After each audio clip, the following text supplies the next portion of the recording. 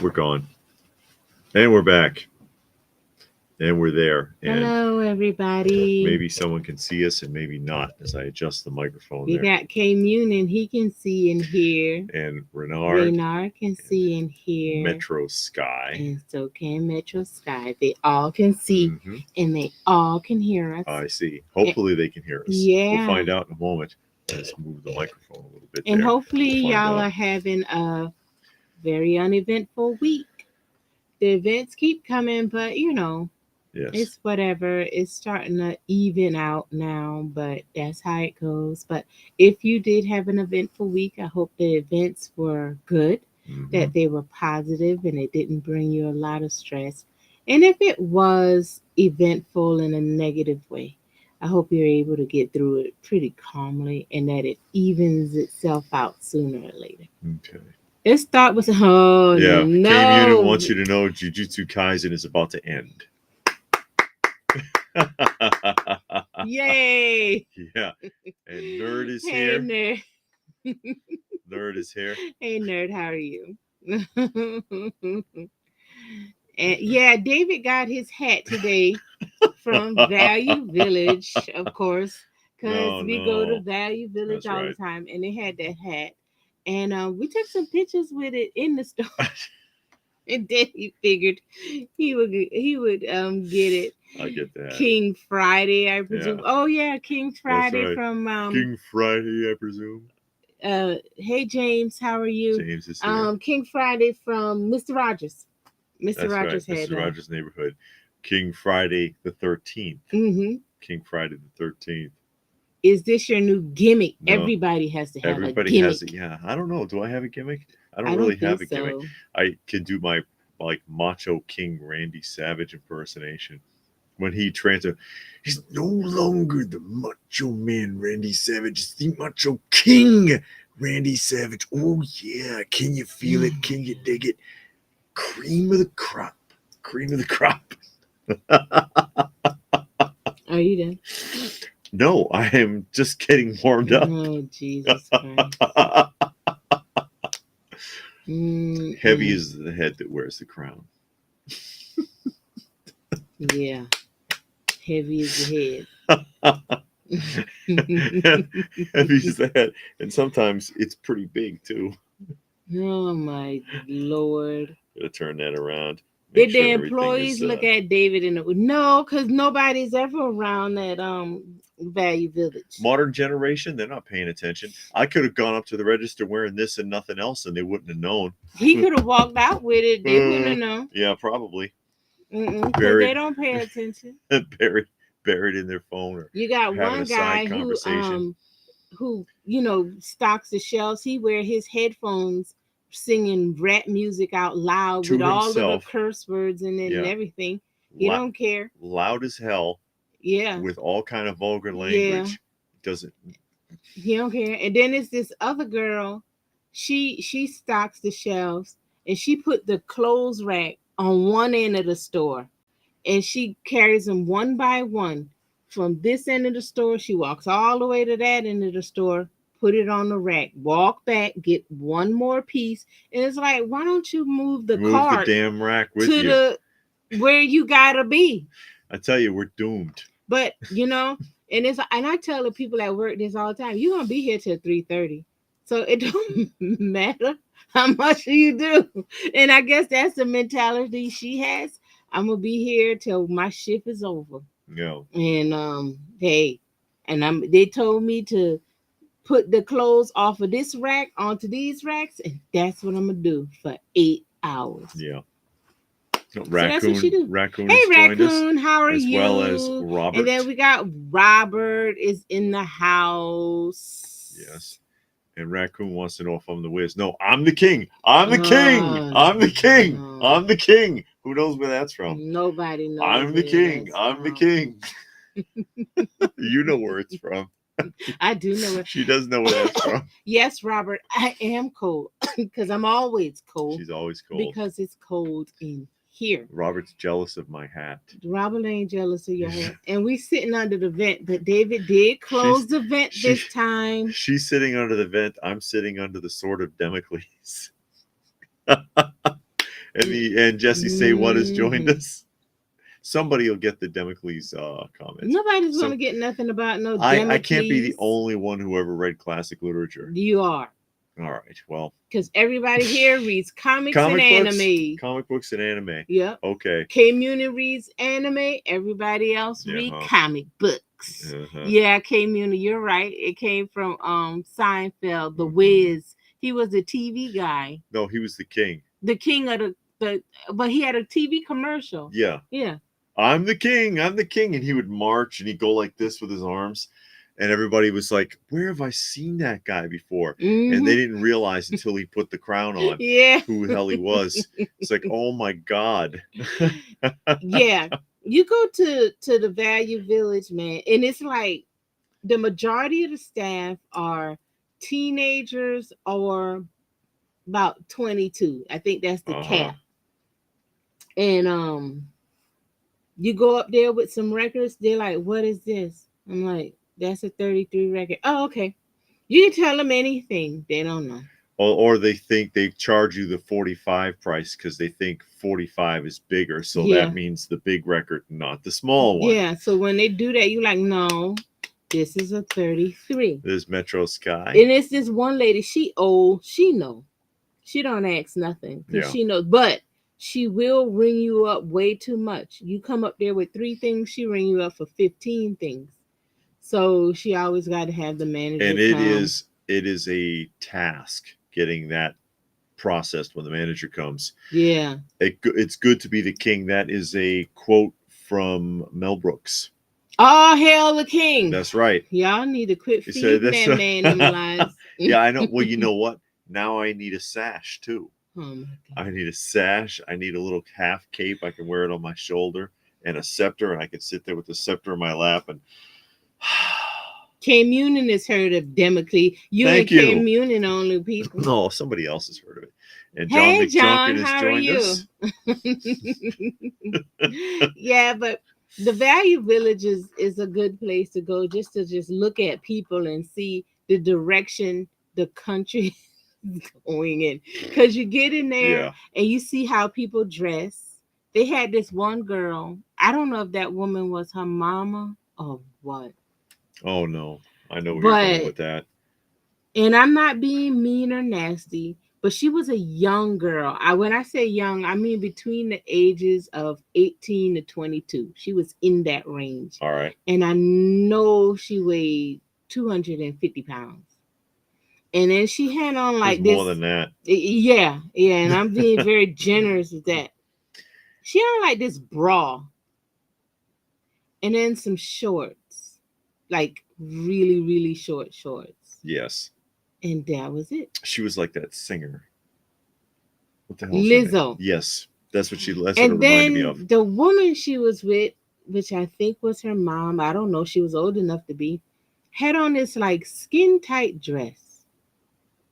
And it's like they're walking around like nothing's going on. Yeah. In Value Village. And then this other girl comes in. And she has on this skirt. But the skirt doesn't cover her butt. No. Literally. I'm being it was halfway up her butt cheeks. It was more than halfway up. Was it? Yeah. Okay. And she had on stockings, so. And nothing else. And nothing. Well, she had on a shirt. Well, like a top. Mean under the stockings. Well, yeah. So you're like there's no modesty anymore. No modesty anymore. And you're like, y'all all up in Value Village. I don't care. Because, of course, Value Village is next door to Walmart. So those are the people of Walmart that goes to Value Village and vice versa. There is a character in the anime K whose main weapon is called a sword of Damocles. Oh, see, that's why he know it. Not from no Catholic literature. They could just be making a cross reference, and display name says King Vitamin. That sounds, King Vitamin.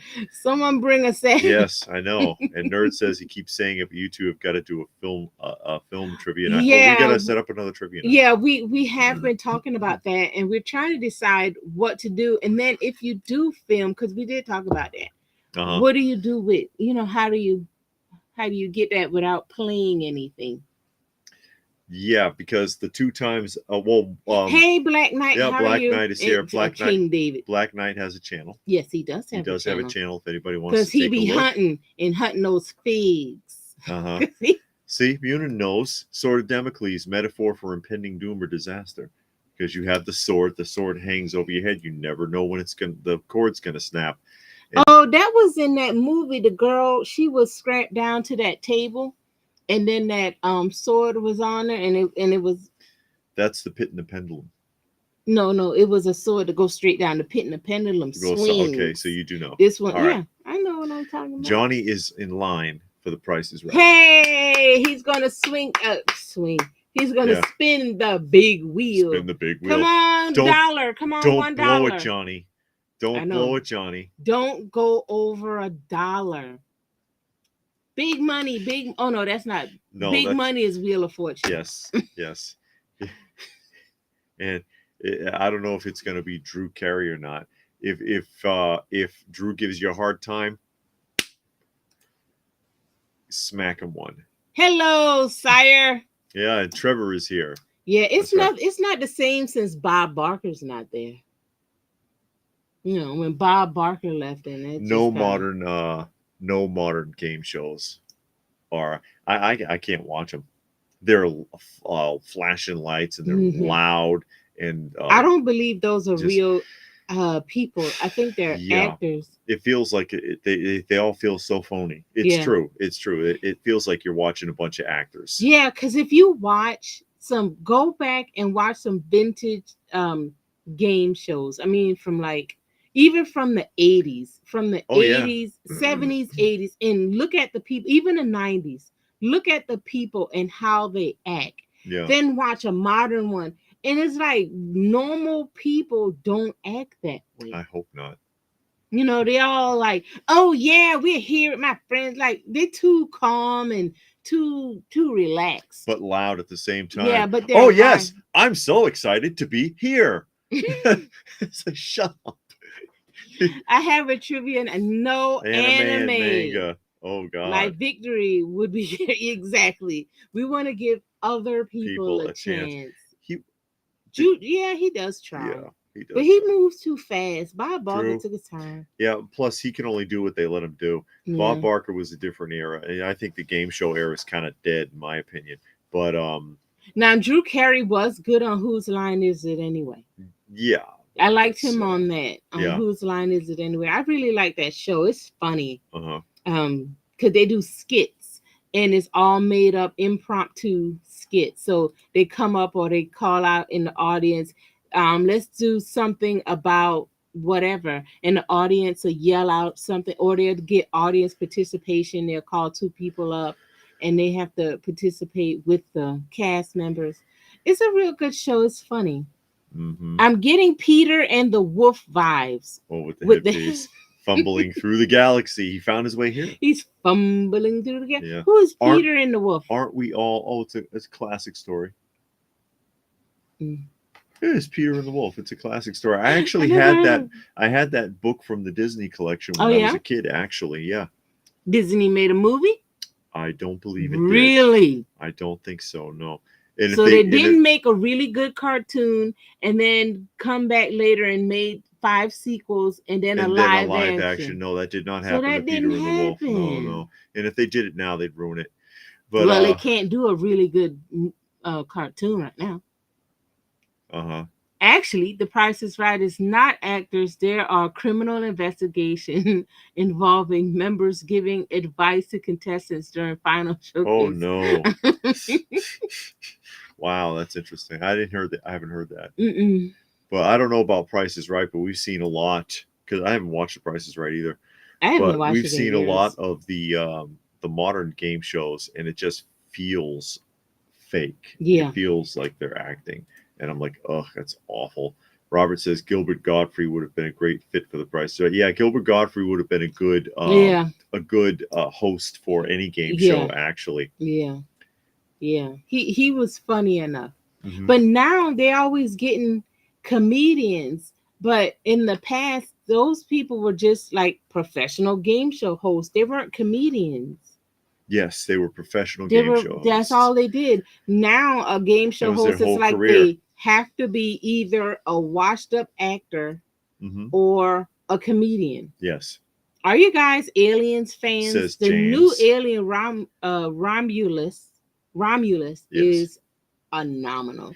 Yeah, we are. We do like the Aliens and Predator franchises, although we have been sort of disenfranchised with the modern incarnations, but we have not seen Romulus. We've heard that it was good. Yeah, we've heard that it's okay. But we gotta wait till it come out on DVD or Prime. Okay. I mean, that's nothing. Haven't been to the theater in a long time, actually. It's only 2 movies I'm excited to go to the movies about, and I'm gonna go to the movies. Outside of that, going to the movies don't have the same appeal that it used to. I mean, it used to be movies would come out, you would see the trailer on TV, you're like, oh man, I want to see that. Or you would see another movie, and you'll see the trailers coming up. And you're like, oh man, I want to see that. You make a mental note, you count down, you count down the days. Now, it's like, no, I don't want to see that. And then the trailer don't really tell you nothing. No, once upon a time, back in our era, the trailer would tell you a story. Hey, Brad. Yeah, Brad Underwood has joined us. The trailer would tell you a story, and then it's like, you'd get something out of that. You would get something out of it, like, okay, this looks interesting. Yeah. Now it doesn't tell you nothing. It flashes images at you, or it alludes to something, and you don't know what's really going on. They don't tell you who's in it. Yeah. Like, who are the actors? I mean, they show you pictures, but half of the time, well, I know for me, I don't know them people. You don't. They don't tell you anything about it. I mean, the trailers in the past, they would tell you a little bit about it, but not enough to give it away, but enough to make you say, okay, I'll go check that out. Let's see what that's about. Oh, it has so-and-so in it. I'm definitely going to go see it. Now, that's when we had stars. Renard says, what's the secret identity and secret origin of Space Ghost? I don't know about the origin. It's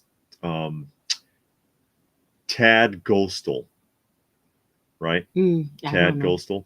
Munin says, did anyone see the Sonic 3 movie trailer? I didn't know there was a 3 coming out. Me neither. I haven't seen movie trailers in a long time, honestly, because we only stream. And if we are not streaming something, we're watching a DVD. Yes. So we don't really watch TV. But then, like I was saying, we don't have stars like that anymore. That's true, Trevor. Yeah, Trevor says Pat Sajak was the last real game show host. But we don't have stars like that anymore either. We don't have designated, wow, if somebody's going to be in a movie, I want to see it. Now it's like, you're not following an actor like people used to, where it's like, Stallone's going to be in a new film. He still does movies, but it's not the same because he's ancient now. Yeah. Which is why he did, what was it? Terminator? No. Oh. He's not in the Terminator. That's Arnold Schwarzenegger. But who did you say? Stallone. Oh, Stallone. He's in that TV show. But yeah. See how she like foibles my my train of thought. That's what I do. When you read in the Bible about a stumbling block. Here we go. This is what she does. She puts something in front of you and you fall on your face. But see how you do me? No, really, that's not true. But it's like, Stallone's going to be in a new movie, but he did The Expendables. Yeah. Because he was making fun of that concept of like, okay, here's all these actors that Hollywood has just kind of discarded because they don't give a crap about them anymore. Let's put them all in one film. But we don't have stars like that anymore. Who's left really? Tom Cruise, maybe. Where if Tom Cruise comes out with a film, people will go and watch it because they know he won't Hollywoodize the movie. Who's left really in that regard? Even I can't remember the name of the actor, the guy who played Falcon in Anthony something. Yeah, in the Avengers movies. He even said that. I saw him in an interview where he was like, we don't have actors anymore. We got characters. Yeah. People recognize the character now, but they don't care about the actor anymore because it's just kind of going away. I agree with that. Robert thinks Bruce Campbell would have been a good good for Price is Right. Patrick is here. Hey, Yeah. Patrick. And I'm still getting used to, yeah, now you got to get assigned seats. In the theater. Yes, that's yeah, right. Instead of just going and picking out where you want to. I guess, whatever. Back in the day, it was like the sinking of the Titanic, every man for himself. Mm-hmm. If it was crowded, man, you had to elbow your way into those good seats. Yeah, Anthony Mackie. Yeah. That's his name. Oh, thank you. Fumbling says. Mm-hmm. Mm-hmm. And Austin has hey, joined Austin, us. how are you? I couldn't name you any Unit, modern actors. Yeah. I mean, I know a few, only because, like, I know a couple of them because I've watched those superhero movies. Yes. So you kind of get to know some names there. Yeah. But the thing that gets me is you watch these commercials and they're showing you people and you know that they're supposed to be somebody but you don't know who the hell they are. And it's this one lady, she's on all these commercials and they show her like you know who that is. And I'm like, okay, I know they want me to know who this is. Not only do I not know, I don't care to find out. I don't even care to find out who that is. Robert says The Rock and John Cena. Yeah, but the majority of people aren't sitting there going, "Oh, gee, I sure hope John Cena is going to be in another movie." And if John Cena is going to be in such and such, gee, I got to go and see that. Oh, Blue Splash had a rough week. Sorry to hear that. Hey, Blue Splash. Yes, had an eventful week and it's been negative. So I hope you were able to get through it pretty good. And the sun is shining on the other side because, man, it's been rough for the last few months. Black Knight says Tom Hanks or Denzel Washington. Yeah, but they're fading. They're getting older and they're fading. Getting older. Yeah, fading away. Yeah. Which happens, and again, that brings me back to the Expendables reference. Yeah. Where Hollywood throws them away after a while. In commercials, a lot of actors are in commercials. They're in the car commercials, the that hotel commercial. They're in all of these commercials. Yeah, do you need the money that bad? How much is that costing? How about you not put that pay millions for an actor to voice over you, a famous actor to voice over your commercial, and pass the savings down to us for a change? Oh, you're Severus Snape. Severus Snope. Oh, okay. Okay. Now we know. Yes. Okay, he rebranded himself. I see. Okay, now we know who we're dealing with. Updating his name, changed his handle. Yeah, but now you got all of these actors in commercials when before it was you had, I don't know if they were mascots, but you had certain people and they did that commercial or they did commercials and that was it. They weren't really actors per se. That's in movies and TV shows. But every now and then you might have a big name, especially like during the holidays, during Christmas was the main time you would have an actor. But now almost every commercial has some type of actor, movie, TV actor in there. And as Tom Hanks, it's Nerd just mentioned in there. And Big is a good movie. Yeah.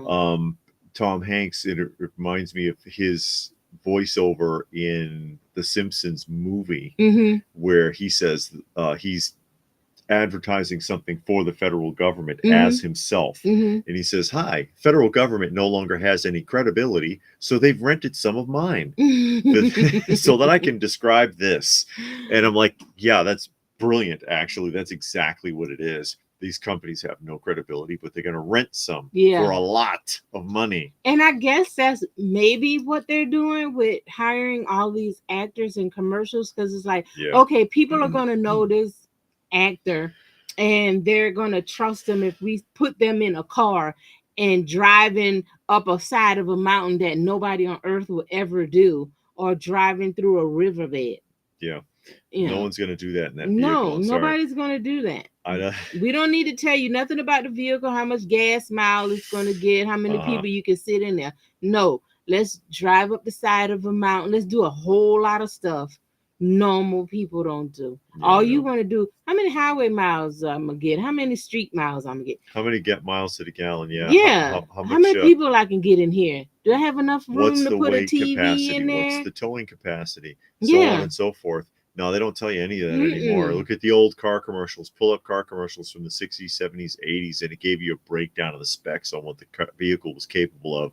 Yeah, they You would don't see that load it up anymore. with bags of groceries. Like, man, I could put a lot of groceries Yeah. in there, or I could put a whole TV Or in they'd show there. you transparencies of the Yeah, vehicle and something. people sitting in it, or tell gets X number of miles to the gallon. Or they would tell you the difference, city and country miles. Yeah, Open road and city, because stopping and going yeah. uses more Versus, gas. yeah, Yeah, air conditioning, power, well, all that standard. yeah. No. They don't do that anymore. They No. try to give you a keeping up with the Joneses feel in the automobile commercials, where you're supposed to be making your neighbor jealous, or you're cruising down the street because you're like this cool like TikTok influencer or something, and you get all these fluorescent lights and crap, and it's like, please, it's just Tom give me a Cruise is break. the last true It was superstar. Jesus Christ Superstar, I wish Carl Weathers had been in one of the Expendables movie. says Brad. Yeah. He would have been good for it. And Robert says YouTubers are taking over movie stars. Are they? I don't Well, know. I people haven't with got their to the. YouTube Mhm. videos and they're doing the reviews of TV shows and movies are really having an impact. But Yeah. people would trust the YouTuber before they trust the critics in the newspaper. And do you even have newspaper critics No, I don't anymore? know. Because those people, they get paid for their response. Exactly. So, and that's why you see a movie on Rotten Good Tomatoes. Shot Jansen. Is that what that says? I can't. Yeah, Good Shot Jansen. Hey. Movie star era is gone. Too many options. Streaming, YouTube, Yeah. apps, TikTok. People and actors get hot for a minute and disappear. Yeah, it's true. That's true. But what was I saying? The Oh. see what you did? It did to me again. No. Oh, Blue Splash says, their mother's in hospice. And family has I'm come sorry. to town. Been hard week and a lot of change. I'm not going to even start with that because that's a whole road, and I know that road because we on it right now. Yes. So we totally know where you coming from with all that. So yeah, our prayers out to you. We're gonna put you on our prayer list. But yeah, that's tough right there, especially when family members coming in and then they start talking and all your mind is saying is, I ain't seen you in the last 3 years. You know what I mean? Yeah. But we're not going to talk about that. Yeah. We're going to get back on movie stars. And we're going to talk about records.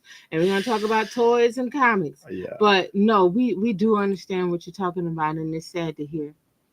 The critics. That's why that's where my train of thought was. The critics. That's why you go and you look at Rotten Tomatoes, for example, and it's like 98% critic approval, and then the audience approval is like 32% because the movie was shit. And then, but now even Rotten Tomatoes was under fire because then they have their official designated like critics, not critics, but official designated viewers. Oh. So you're not getting a true audience score anymore, even there, because they corrected that because they claimed that they were getting spammed, and it's like, you're not getting spammed, you just have a bad film. Yeah. And that was started with Snakes on a Plane. That was the first one, because that was the first attempt, successfully, by the way, to pretend a movie is good online to see if people will go and see it. The movie was awful. It was a B film at its best. It belongs on riff tracks if they can even use it. All right. But people went and saw it and they were like, what the hell? Critics said it was great. They had all these people online talking about how fantastic it was. This movie's awful. It's bullshit. And that was the first attempt at that. And that's now that's what you get. Now that's what you get all the time. So yeah, some of these online reviewers like Critical Drinker, at least they're going to tell you the truth of what they think. Yeah. That's what's important. Tom Cruise was got the blues. All right. David Hayes giving bad news. He wish it was more positive, but that's what life does to you. It hands you some bad stuff sometimes, and you just got to deal with it, and hopefully you got the support system that you need, and you're able to get through it and come out on the other side whole and don't have a nervous breakdown and lose your mind and do all of that or start drugs and alcohol because of it. Mm-hmm. But life always handing you something, throwing that monkey wrench. As soon as you think you're on the right track and things are going smooth, oh no, you don't. That's how it goes. Too bad. Yeah. I heard Tom Cruise wanted to do a film on the international. Really? Really. Hmm. And Robert, oh yes, talking to Blue Yeah, Splash there. yeah. And Munin wanted to know how the cleanup of the toy museum go. Oh, fine. Yeah, we got it all done. Well, we forgot to do the hallway. Well, we'll get the hallway done. But we'll do the hallway We're about next week. halfway through the hallway. Yeah, so we'll do the hallway next week. But we got everything done. We take a week and we just pull everything down, wipe and sweep. We mop. We do, we dust. We do all that, and that's how we do it. And then throughout the time we just keep that up, but we do a deep cleaning at least twice a year. You do a deep cleaning where you take everything down, you pick everything up off of the floor so that you can sweep and mop up underneath the shelves and all of that. So that's what we wanted to do this time. Renard wants to know what cartoon production company do you think is the most groundbreaking, Filmation or Hanna-Barbera? Probably hey Tommy, that's hard to say. Probably Filmation, because it was more diverse. A lot of what Hanna-Barbera did was repetition. Yeah, it was the same things over and over and over again. Although the Flintstones was very significant because the Flintstones was not a children's show. It was primetime television. It was like the equivalent of The Simpsons now. But most of the rest of what they did, get any of those shows, Scooby-Doo, Charlie Chan and the Chan Clan, any of them. God, if I could just off the top of my head remember some of the other ones. But it's a bunch of teenagers running around, Jabberjaw. They even repainted their own panels over and over for different shows. And, when you're a little kid, you don't notice. Yeah. A lot of people running around is what Hanna-Barbera did. And it would, they capitalized a lot in Saturday morning entertainment, but most of their stuff was identical to everything else. Munin says, "Did you hear they're making it all female?" Oh, I heard that. Fight Club, all female. Yeah, that'll be about as successful as the all female Ghostbusters, I'm sure. Tommy Fletcher's joined us. Yeah. Uncharted Reviews is here. Yeah. We see female fights all the time, I know. Sure you do. Love the hat. Yeah, Blue Splash. Yeah, it's my finally found something that was worthy to wear on my head. I always thought movies that critics score high were bad movies. I always thought that too. Sometimes, usually that's how it is. Usually, but not always. And you'd be surprised sometimes. Like, what was the name of it? Siskel and Ebert. Even them you couldn't really trust because they gave 2 thumbs up to Domino Harvey, and that movie was garbage. I turned it off after 15 minutes. What movie? Domino Harvey. Oh, I never. The Bounty Hunters. It was a bounty hunter. Hey, Andorian. Historically, acting was not a lucrative profession until the movie star era. Maybe they're getting an economic correction now. But they're not even actors. If you see these modern movies with these modern people, especially the people that Disney is putting out, they have no ability. They have one facial expression. Yeah. Their don't tone, emote. Their tone is the same. They don't have any inflection in their voice. Yes. So you don't know what they're supposed to feel, what they're supposed to think. But then you watch older movies, their facial expression tells you what's going on. Their voice, the inflection in their voice, their mannerism, how they move, how they walk, how they sit. Everything tells you what you're supposed to know. Yeah. And a lot of the movie, well, not a lot, but a good portion of the movie relies on that because it tells you, it helps explain what this person is going through. But then you watch these modern movies, you got one look. They got expressions. lines memorized, but they can't act. Yeah. Basically, and we saw that with that acolyte, because that girl just just blank. And it's like, God, can you act at all? But or it's you just have like, this one locked expression and just kind of mumble to yourself and and it's like, well, this is acting. Good Lord, give me Jack Palance any day. I know that guy goes berserk in every movie. Because it's like, they need to post what acting school and who their acting director is, so you can be like, okay, I'm not going to that hiring school. Anybody from here. Yeah, I'm not going to that school at all, because I don't want to act like that. I want to be able to. You want to be like Cary Grant. He was good. Some of the older people. Jack Palance was really good. Jack Palance was crazy in everything he did. He did some crappy films too. Yeah, but man, he blew his brains out. Man, he acted in those bad films like it was the best film. Like it was his Brando last was one. good. Yeah. Marlon Brando was really good. Yeah. I mean, it was just a lot. And you can really see that, because I love looking at the older films from the 40s, 50s, 60s, 70s, 80s. Some, the early 2000s, I might watch, depending on what it is and who's in it. But not really. Hey, Retro Style has joined us. How you and Tommy doing? is talking about animated Fred and Barney sneaking off to smoke Winston Yeah, cigarettes. Actually, they did. Those were originally clipped to the end of the cartoons when they aired originally. And when they modified the Flintstones show to be for children, they cut the Winston ads off and they cut the 1 a day plus vitamin ads off that were part of the show. Mm-hmm. Robert says he's gonna see the Hulk after being with you, maybe with some Wonder Woman, just like it used to be on Friday nights. Yeah. Oh, the show? Because I know some people, what they would do, but I saw on one YouTube video, he would watch the shows on the night it came out. Mm-hmm. So, like, let's say the Incredible Hulk came out on Wednesdays, he would watch it on Wednesdays to get that total feel. We don't go that far with it. Yes. We'll watch an episode a week. We don't go down to try to figure out what day it came out. Yeah, when was it aired? Yeah, we don't do all that. And Trevor says Hanna-Barbera was more diverse in the 80s and 90s. Hey, they did have action. They did have the Smurfs. Yeah.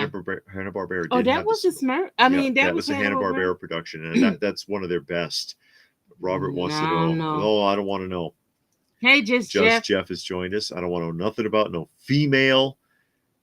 I used to like Space Ghost. I'm going to get that toy collection. The Space Ghost toys. Yeah, they had action figures. Yeah. That's correct. And hey, Darren is here. How are you? That's right. Yeah, King David. I know it. And Kentucky Mud. Hey, Kentucky Mud. How you doing, Brandon? Brandon is joining us. Yay. And Blue Splash says he did find everything of the new NECA Ninja Turtle drops. Third target he went to. Managed to get them all. Good for you. Okay. He wish it would have saved gas money because they're online. Well, of course, that's part of the problem with all the toy hunting. Oh, now. Pastor Rick Lee, Bishop Senior. He says, love the Shoguns. And the hat rocks, and the young lady looks lovely as ever. Yes, she does. Thank you, Pastor. LPH is absolutely stunning. Yeah, absolutely. Absolutely here stunning. Go your Shoguns. Those are of course the deluxe ones, the jumbo machinders, and the mini jumbo machinder over there, and the rest of them I have others from the Mattel line that are not where you can see them.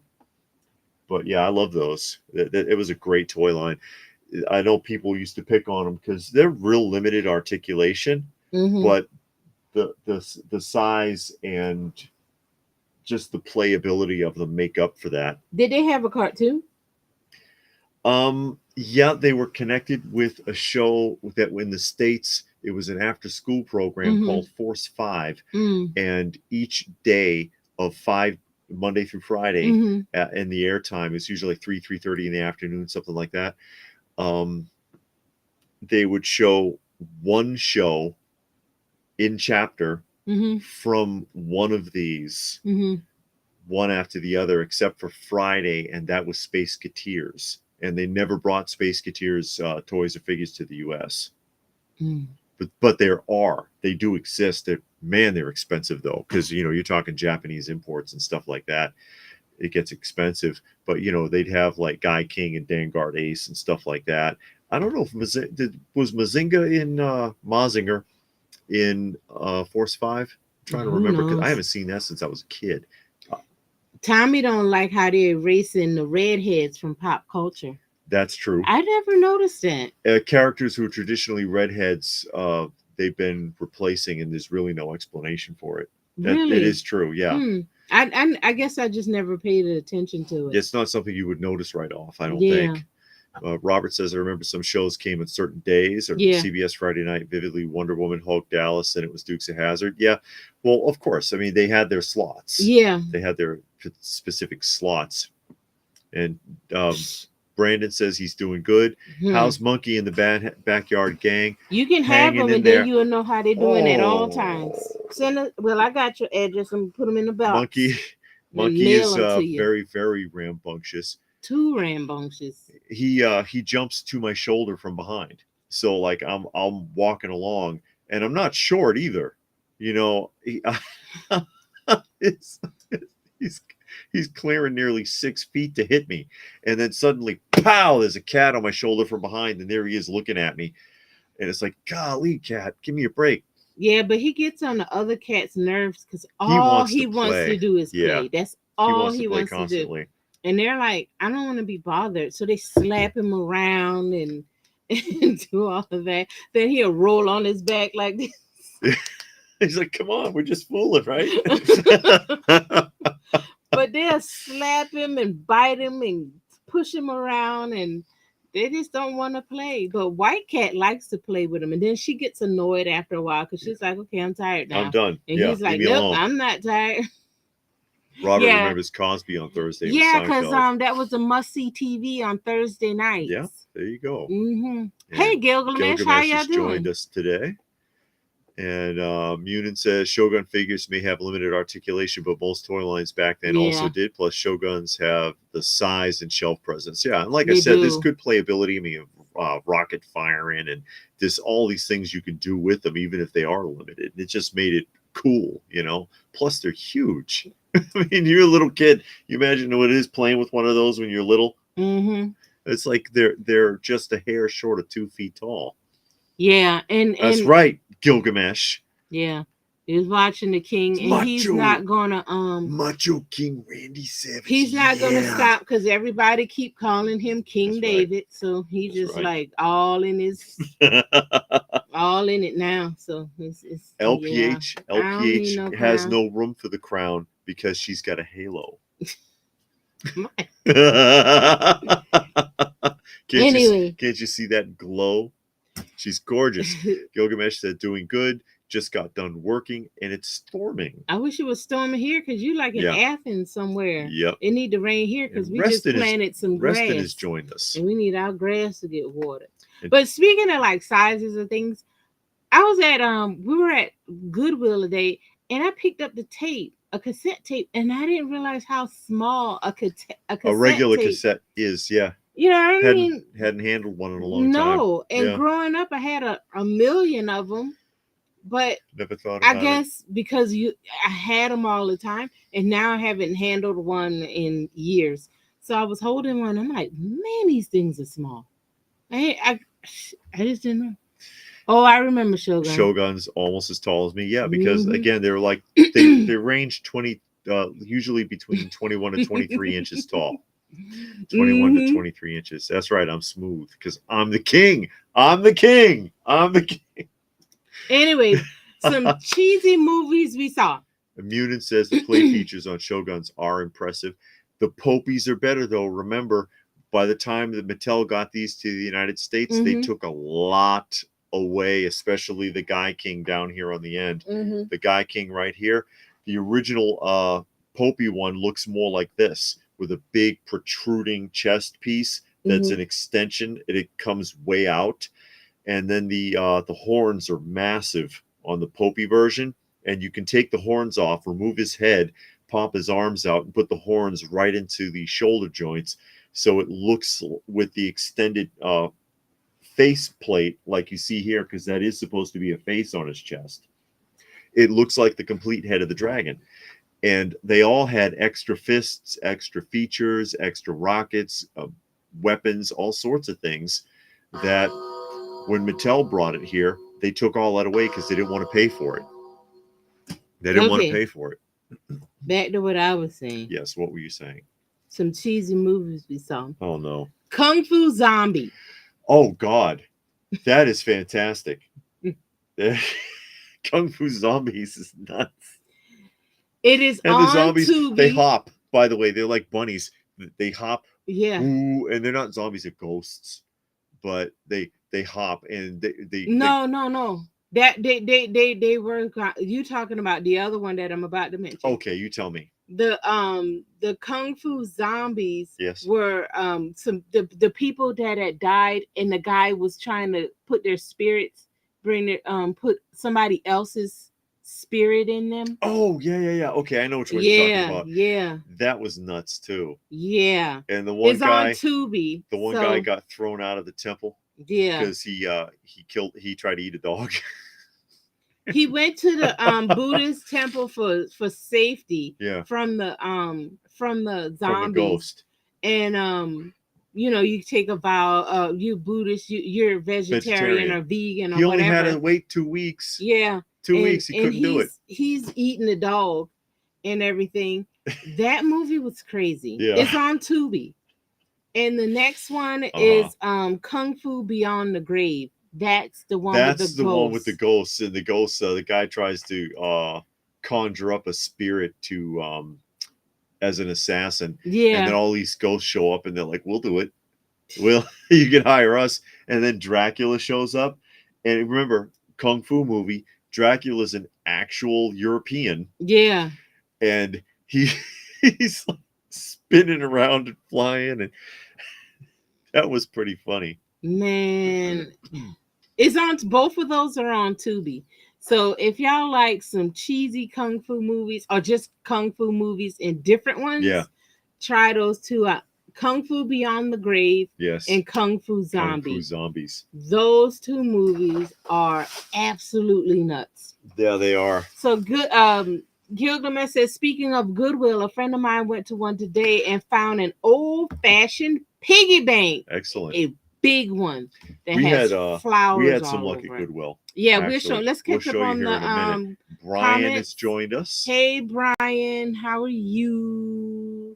And I was incognito when I sent the Real Mousers fig you didn't have on Facebook. Oh, okay. Yeah, there's one that's not pictured on the back. Mm-hmm. And actually, there's a second now, too. There's two that are not pictured on the back from the video that I did. Cam Union has never handled the tape. I don't know what to say about that. Well, it was born in the late 90s. Darren is here. He says the big deal from 8-tracks to cassette tapes back in the day. Yeah. Yeah. And it's basically the same thing. They just compacted it. Somebody dropped off their whole 8-track collection at Goodwill. There's a ton of them there. Yeah. They're all country, though. Yeah. Here comes the I know. Yeah, my phone went off. Yep. And Blue Splash says Sid. Oh, that's right. Sid Justice passed away. Was it Justice? Was his last name? Or Udy. Vicious, right? Sid Vicious was one of his monikers. Oh, okay. But it was Sid Udy, I think, or Udley. But yeah, he did die just recently. Tuck is here. Tuck B. Yep. Joining us today. David's going to show y'all what we got at Goodwill. I found a bunch of these, and it's like kind of ridiculous, but they were really cheap, and it is very nostalgic. And Munin says what Mattel did to the Shogun and Guy King figures is what Hasbro does to Beyblades in regards to parts. Yeah, they didn't want to pay for all that. But this is your huge flashback moment for those of you who are in the know.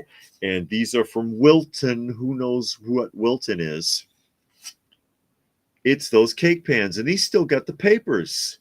Remember Garfield cake pan? Mm-hmm. And there's a big market for these now. People are looking for this stuff if they still got the paper.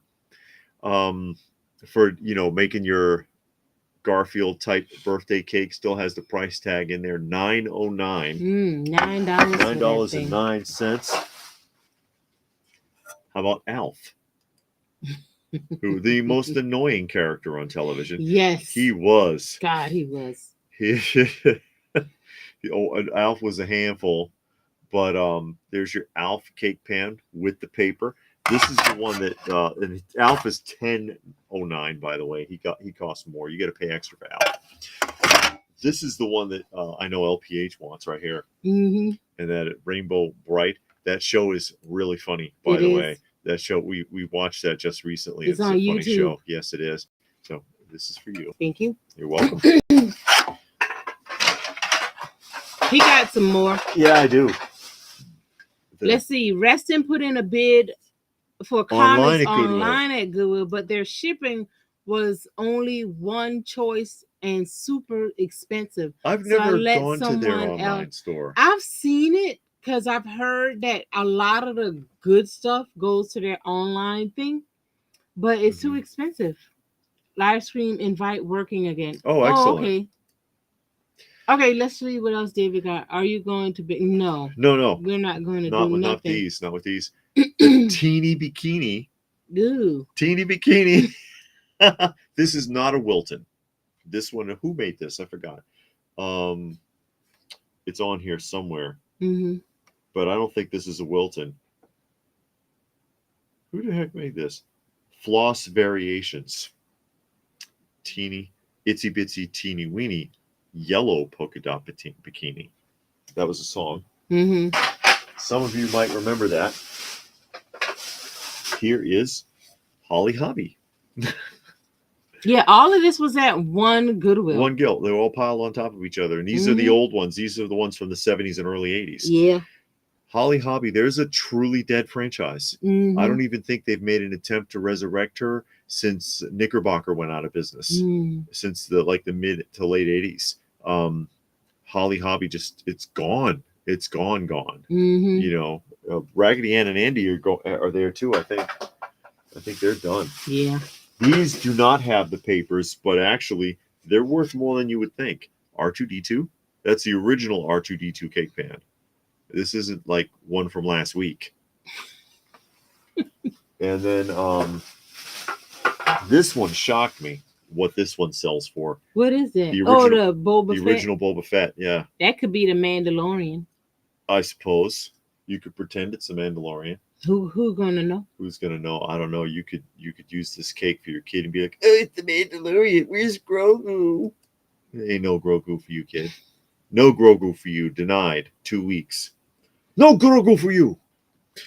Didn't Sid Vicious kill his girlfriend in a hotel? Sorry, I watch a lot of murder documentaries. I don't remember. She overdosed or something. I forget. I remember something like that. I watch a lot of those murder mysteries on YouTube too.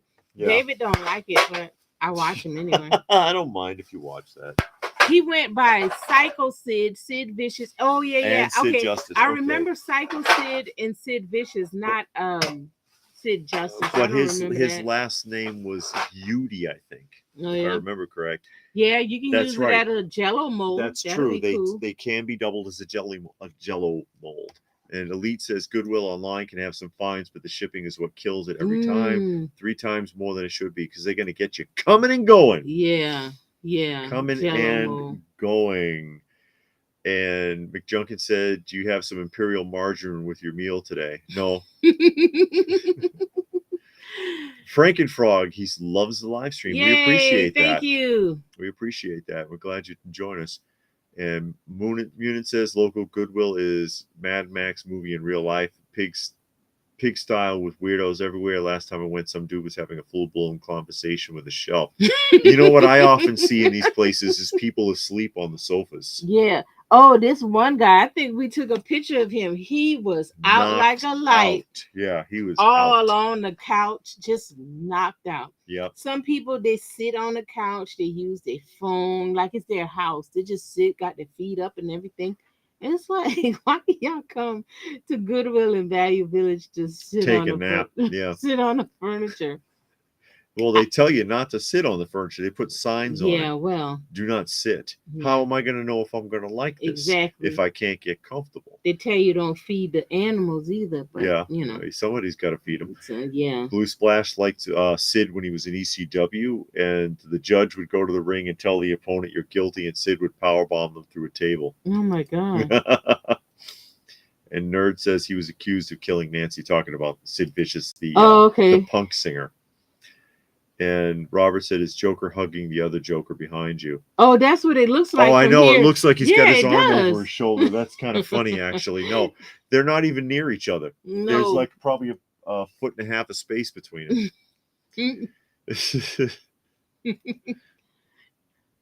And Reston want to know if Roddy McDowell and Malcolm McDowell were related. That I'm not sure about. We weren't even on that one. I'm not sure if they were related or not. Roddy McDowell was a good actor.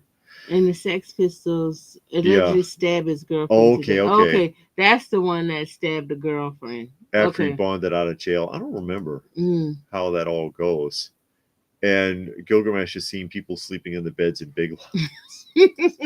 This says curl up and take a nap. I gotta see if I like this bed or not. I gotta see. I gotta try it out. Because how would you know if your shoulder go numb if you don't take a nap? You know, that is the reason, because people are that shady. Why it is that they no longer put toilets on display in hardware stores. So people are going in there and using it. Yes, they do. Or they did. Back when I was a kid, you could, if you went to a hardware store or even in department stores where they sold that kind of stuff, you would see them lined up. Because they used to come in different colors when they weren't all just white. They used to come in different colors when we were young. Because people accessorized their bathrooms that way with just straight color palettes. And people would use the damn toilets. All in this. How you gonna pull down your pants and just use the bathroom? You look up the aisle. Do you ever, like when you cross the street? Didn't you ever watch the G.I. Joe, Knowing Is Half the Battle, where the kid's gonna cross the street? No, you look this way, you look that way, and you do what you got to do real quick, and you go. You get the heck out of there. You get out of Dodge. But you don't wipe off or nothing. Maybe you got toilet paper from another department. And you brought it with you. And anyway, let's move on. Let's move on. There are people that trifling in the world. Tommy says he took his name from the bassist of the Sex Pistols. Okay. Okay, you got something else to show us? Yeah. Stop bringing my I thought this was interesting. This was another find also, but I just wanted to share this. Okay. And this is, of course, a Camden RCA record, right? Living Stereo, Dr. Seuss, and you got Bartholomew in the Oobleck on one side and Yertle the Turtle on the other. You got two stories. Okay. Okay. This is pre specials, like holiday specials, like when they did Cat in the Hat, and you could watch it on TV, or what's his name? The Grinch That Stole Christmas, that kind of stuff. But what's unique about these, if you ever come across one, they don't go for a lot. Is that Theodore Giesel, Dr. Seuss, does the voices on these. He does all the voice acting for these records, and he does a good job. It's diverse enough that it sounds like different characters. He does like a dozen different voices on this, and it's like, well, damn, little kids, women, men, older, younger people, and it's like, well, damn, he actually did a great job with this. And I thought that was really interesting, because I did listen to these, and he emotes. Not only does he do the voices, but he emotes very well. So he voice acts correctly, so that you can get a sense of the emotion coming from the characters as they're speaking. Something that actors today can't freaking do. Where are we at here? Oh, we just going through going through some of the comics. Just showing. Custom God said that happened at a toilet at Hippo Hardware in Portland near him. And homeless people fall asleep all over the place on the train. They do. At McDonald's. Anywhere. They don't care. They don't. I was homeless for about 2 months. Not a fun experience. I can imagine. Robert. And then Reston says older records always did have a lot more art on the album covers, and sometimes even the record sleeves were different. That is correct. And this was a lot. This was actually a lot of fun. I'm putting my records in Discog. It's a website online. It's free. Yeah. And you can create an account and upload your records. Or you got to type in the name, and then they show you like the picture, and then you pick out which one is yours, and it keeps a record of, it puts it in there for you.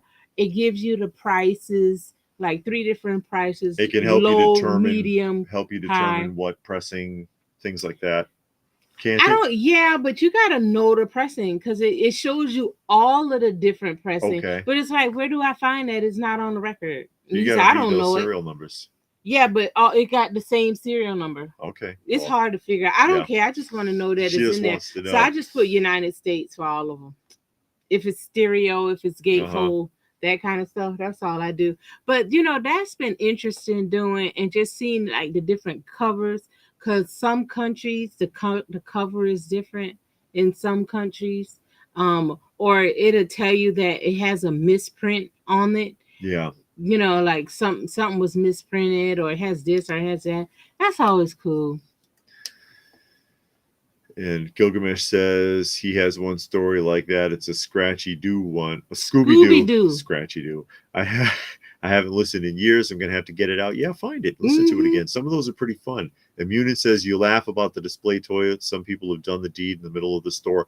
I know. I used to work in convenience stores, and I've had that happen many times. Where hey, V-Dog. And V-Dog says, long live the king. Exactly.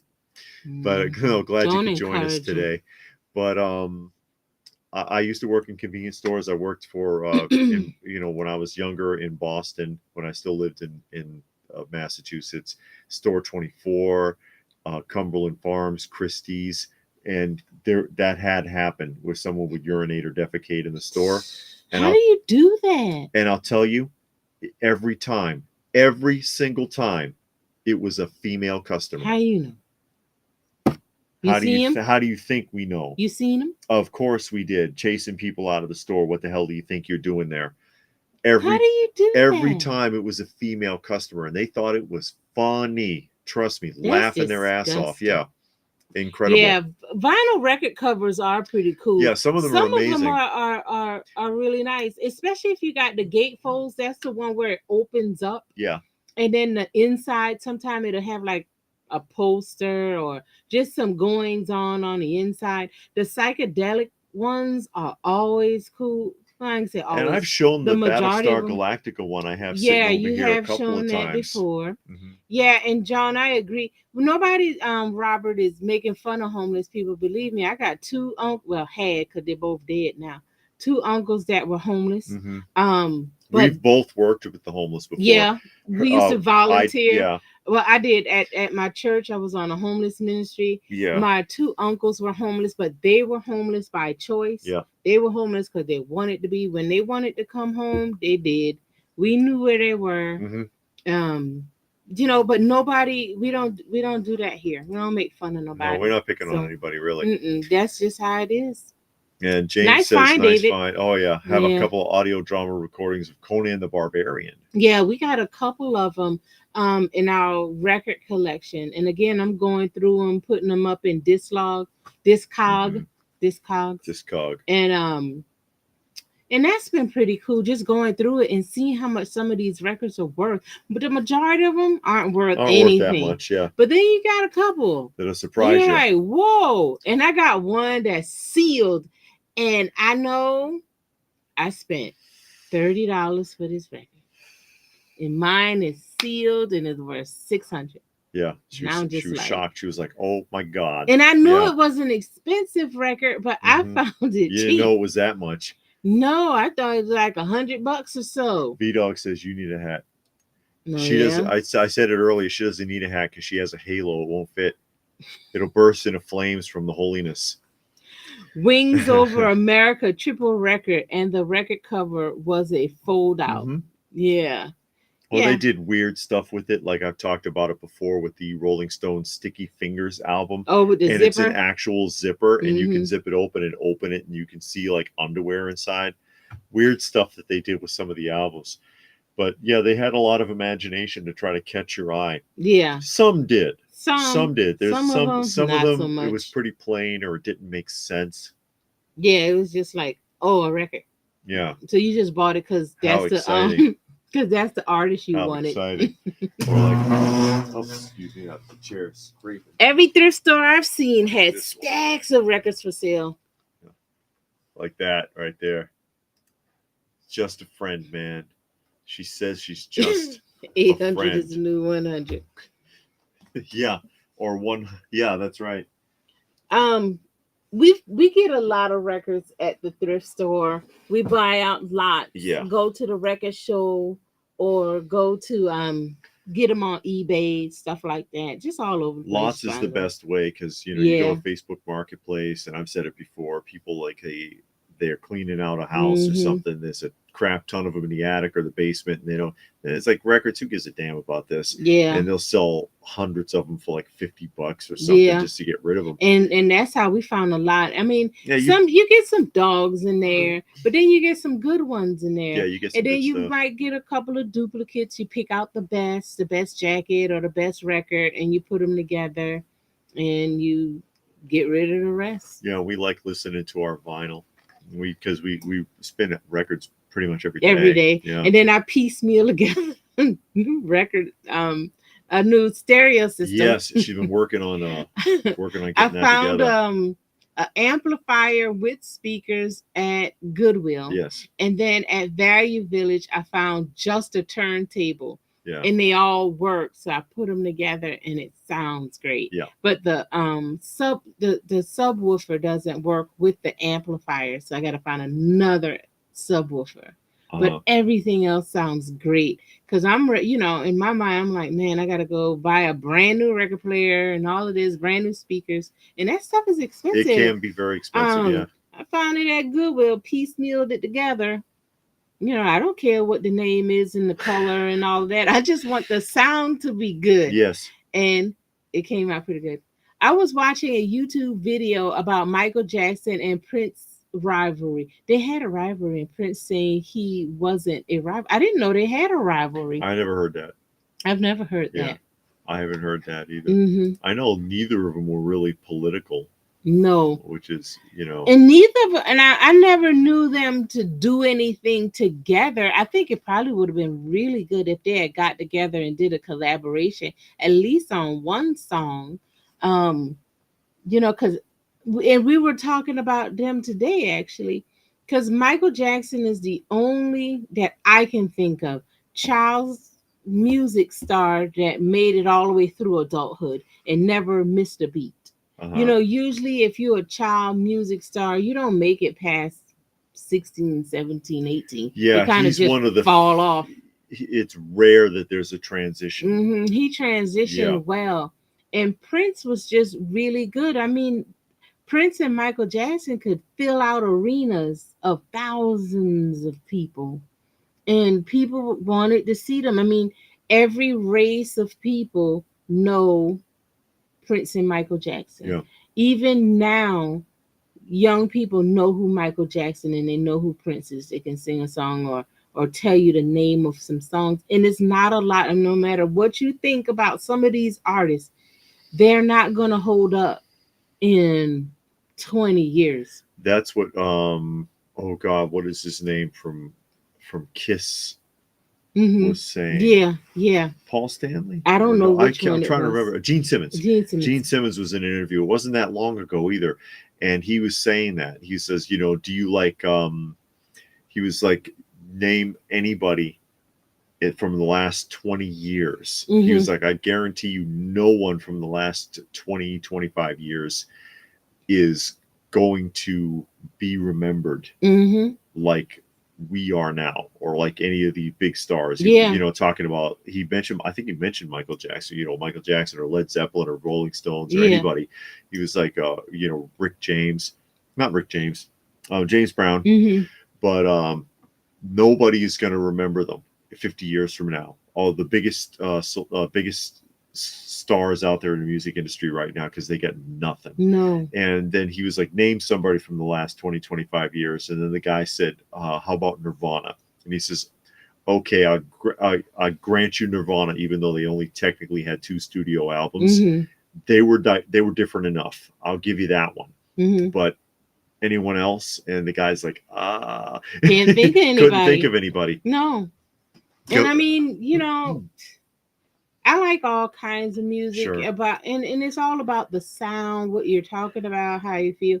You listen to this music today, and we talked about this so many times, I know. You don't know who these people are. Every artist had a sound. Mm-hmm. You knew when Chicago was coming on, because they always started with the brass instruments, and then they started. You knew Led Zeppelin, Mick Jagger's voice, Mm-hmm. you knew the Who's voice, everybody's voice. Michael Jackson, Prince had a sound. You can tell people that Prince has produced because of they sound like, man, that sound like Prince. They always sound like somebody. But these new people, you listen to the radio, they all sound the They same. sound the same. And then the guys from work, they listen to this, and I'm like, how do you don't even know what they're saying? And they'll come on the radio, and every song back to back to back to back sound exactly the same. And that's the evil of like the voice. It kind of, because what the voice does is they find the most unique voices that they can and make them sound like everyone else. It's awful, and no uniqueness to it, no emotion to it. Like Mick Jagger, not a good technical singer, but he is a good singer. He has a unique voice, and he knows how to stress his voice so that he can pull the emotion out of what he's singing. The same with listen to him sing Angie, for example. Yeah. Yeah. And the same with Aerosmith. What's his name from Aerosmith? Steve Tyler, not a really good singer, but you listen to Dream On, you'd be like, man. Yeah, because he put a lot of heart in it. You can feel it. Yeah. I mean, other songs he sound really good in too. But Dream On was his best vocal. Yes. And he really sang. He made you feel it. And that's what a song has to do. Yeah, that's what music should do. That's what it should do. James Brown. Now they just auto-tune the shit out of it, and you don't feel nothing. Yeah. James Brown wasn't a great singer, but you listen to Please, Please Don't Go. It's a Man's World. He made you feel those songs. Yeah. And you're like, okay, no, you're not a great technical singer. You won't win The Voice or American Idol, but you can make a person feel a song. They can feel it. They can hear the words and imagine what's going on. Not them songs today. Do you like the sound of records versus digital, or is it just the records themselves? Actually, the vinyl, you can tell. Yeah, there is a difference. You can, and that's why they call people who are into vinyl records audiophiles. Yeah, you can pick up on it. There is something different about it. It is that's not really captured in the digital rendering. Right. And one thing that I'm figuring out now with all these records, if you don't have the right sound system, it's not going to sound good. I don't know what we did as kids. The problem is that the record players that you were using before you got this system hooked up were those modern digital record players. Yeah. Okay. Yeah. That's the problem. True. The new ones that weigh like 18 ounces each, because it's all circuits inside. It is no solid state or nothing. The solid state ones, you got a true sound out of. These modern ones, they're not that good. Newton wants to know why Biz is crying. What kind of gangster rapper cry? He wasn't a gangster rapper. No, he wasn't. And then on that song, it was a sad song. And it's a terrible song, actually. He's not a good singer. Awful. He sounds awful in that, but it's the one everyone remembers now. Because it has a message. Some update on my collection. My daughter accidentally, a few of my Why were they in the bathroom? He says it was to make the bathrooms smell nice. Why you got comics in the bathroom there, John? Pastor Rick says he loves to sit down with the grandbabies and put on some old Power records for them. They love it. Yeah, booking record sets. Peter Pan did a lot of those. Potpourri getting on those comic books. Yeah. Was the comics bagged and boarded though? I mean, okay. Prince was supposed to be in bad, but didn't think the album was good. He was to be Wesley Snipes in the video. Oh, really? I never heard that. Hmm. And Tommy says Prince was supposed. Oh, same. Oh, That's what okay. he's saying. Okay. As we Yeah. travel down, and Nerd says he has some LJN Michael Jackson dolls. That's right. And they made 3 different dolls and a series of a series of carded outfits that you could redress them in, and they used the same body from the V doll. At least 3 studio. Did he? Oh, he had 3. Yeah. I know they didn't have a lot. I thought Gene said 2 in the interview. He could have been. He might have been mistaken, or maybe I am. Africa, Chicago, Billy, Joe, Prince Michael Jackson. Yeah. Mm-hmm. The 20th years, the 20th century, he means. I don't remember Nirvana if someone mentions it. Not a fan? That's okay. Raccoon, everyone sounds the same in repetitive lyrics for the sheeple that will buy the crappy records. Auto-tuned. And I always think, Fleetwood Mac. I always think of... they like the needle hiss. Yeah, yes. Well, you get that crackle. That crackle. That's when your record's not clean. Put it down. Yeah, if you got a clean record, it's not going to crackle. That's static. That's static going into the needle. But Robert loves Fleetwood Mac. Oh wow! Is buying hey first and last? Yeah, is buying Michael Jordan autograph a good event? I don't know honestly. Investment. If I was going to do a whole video on that, I'm not sure buying any autograph is really worth it, because you have to wonder how many autographs were made. And I saw this. Oh wow! Stan Lee was a great example of this. Mm-hmm. Stan Lee was signing autographs since the 70s. Okay. He must have signed 10 million things in his lifetime. Who knows? And when he died, eBay was flooded. There must have been 50,000 auctions with Stan Lee autograph. Okay. What do you think it's really worth? Not nearly as much as you paid for it, especially in the last few years of his life.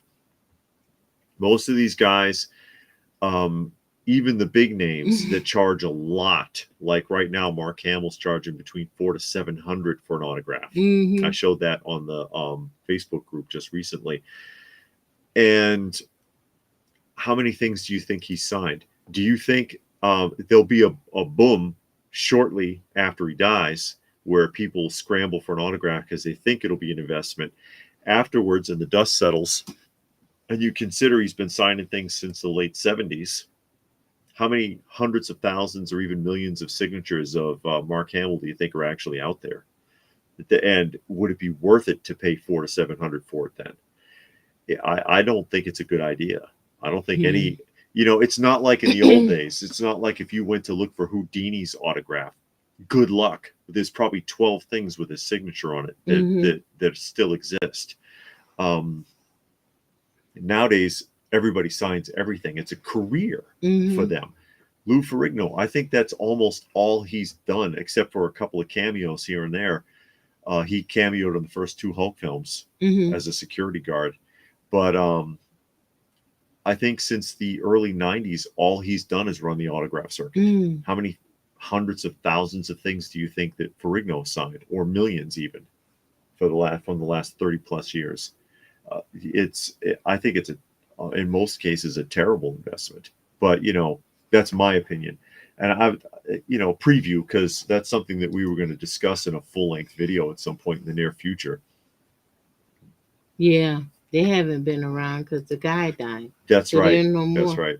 And Robert says autographs are meant to mean something to the person receiving it, and that's been taken away. That's a good point. Yeah, and that's true. That's my biggest argument, because again, when I was part of Great Eastern Conventions in the early 90s, and I've talked about it before, they had big names would come through there, like Todd McFarlane, I think one of the biggest, Eastman and Layard, and people like that. And the autographs were free because it was part of your paid admission. You paid your $2 or $3 to get in, and you could get a free autograph from whoever was there. And as well as new people that might have had an independent book or someone you weren't familiar with, they had people that were huge sometimes, like McFarlane, and free signatures. How much is McFarlane charging for an autograph now? and then you're going to get it CGC certified and graded, and then they turn around and they flip it on eBay or try to. First and Last says Jack Kirby and Steve Ditko autographs are super rare. Are they? Yeah, but they're not around anymore, and I don't believe they were ever on an autograph circuit. Never. Eric is here. Yeah. He's never been an autograph fan. At conventions, I'd rather have a photo with the guests, or with comics, I prefer sketches. You get those blank ones. Yeah, you get them signed. And Dorian says that the female Fight Club is just an internet rumor. Okay. It's not going to happen. I had heard something about it, but you don't know. It's still bitter because he never beat Arnold. Lou Ferrigno's just bitter, anyways. There are people that they've come into the chats, and you mention Ferrigno, and they get upset because they've met him. He can be very rude. He can be very rude at times. And I've seen a lot of people in the chats and a lot of people in other comments complain about interactions with him. Mm. And I don't know how he is now, but I have met him at shows in the 90s and found him personally to be rude. Mm-hmm. Okay. And just saying. Now, I don't know why.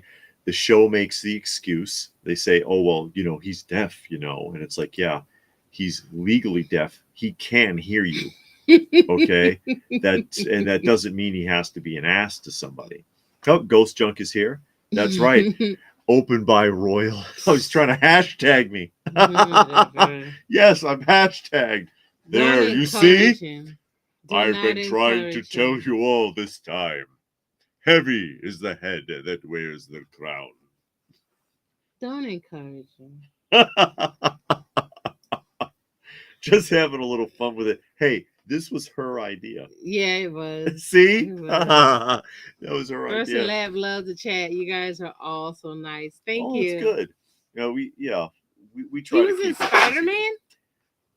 Was he? I don't remember. That's what Tuck said. I remember him being in the Hulk films as a security guard. I don't remember if I saw him in Spider-Man. But you can't see everything. I saw the Tobey Maguire ones. I haven't seen any of the other ones. And Raccoon says they met Ferrigno at the Chiller convention. He was okay, maybe because I'm a girl, or he was grateful I didn't pick a Hulk photo of him to sign. Yeah, I bet you almost everything he signs is Hulk. Yeah. And that's probably what annoys him, because he wanted to be known for something else. So we'll bring him a picture of when he played Hercules. He played Hercules? In a film, yeah. Oh, did he? He was in one film, I think, that was he was Hercules. I don't know what else he's done off the top of my head. Gilgamesh says, only autograph I stood in line for was from Jack Davis. Who's that? From Mad Magazine. Oh. He was at the GA Georgia Museum of Art one time, and he was signing his art books for free. Oh. I'm not going to pay for someone to sign something. No, Jack Davis wasn't from was he from Mad Magazine, or I'm mixing him up with somebody? And Robert says, I don't know about rude. I know signing and meeting millions of people, not all will be nice. That's true. Yeah, and then if you meet him like midday, near the end of the day, you're probably tired. Could be. Reston says, I have signatures by my favorite comic artists and writers. Found comics they signed in comic bins. Got their signatures in person for free or almost free. No plans to sell them. Yes, and I mean, yeah, if it means something to you, then that's the thing. But I think part of the problem is now most people, they're doing it because they think of it in terms of an investment. I don't think that's a good idea. I guess. And Tuck says he was in Hulk with Stan Lee. That was a hoot. And Nerd says Arnold was also Hercules, but better. Arnold was in Hercules. Hercules Takes New York. Oh, was he? And I know he was Conan. That was a Conan was a good film though. Hercules Takes New York. York belongs on riff tracks, and his accent was so thick at the time. His English hadn't gotten good yet, so they dubbed his voice out. Now it's hard to find that version because he has since acquired that film's rights and redid the voice, so it sounds like him again. But the original voiceover version of him is hilarious because that's not his voice. I am Hercules. I am from Mount Olympus. And it's like, that is not Arnold Schwarzenegger, please. And then they're on Mount Olympus. Mm-hmm. They're supposed to be on Mount Olympus, and he's standing before Zeus. And in between the bushes in the background, you can see the freeway and cars going by. and he fights a bear in this one scene. And it's like talk about classic movie moments. First, they show stock footage from like Yellowstone from like 1946 or something with like this grainy image of a bear in the woods. Oh, Nostalgic made it. And of course, that's Chance. And Nostalgic Pod Blast has a channel. Yes. Take a look. He's all in nostalgia too. Talks about a lot of that, especially movies and television. But they show this grainy footage of a bear in the woods that looks like it's shot somewhere else. You know, it's stock footage from somewhere. Then a guy in a bear suit walking, and then they wrestle, and then he's holding up a big stuffed animal bear and throws it somewhere, and they keep switching it out, and it's like, oh my goodness, it's so funny though. Oh gosh. Okay. Greg the Hammer Valentine was a butthole when I got his autograph at a car show. He was at a car show. Hey, hit that like button. Yeah, thank you, Nostalgic.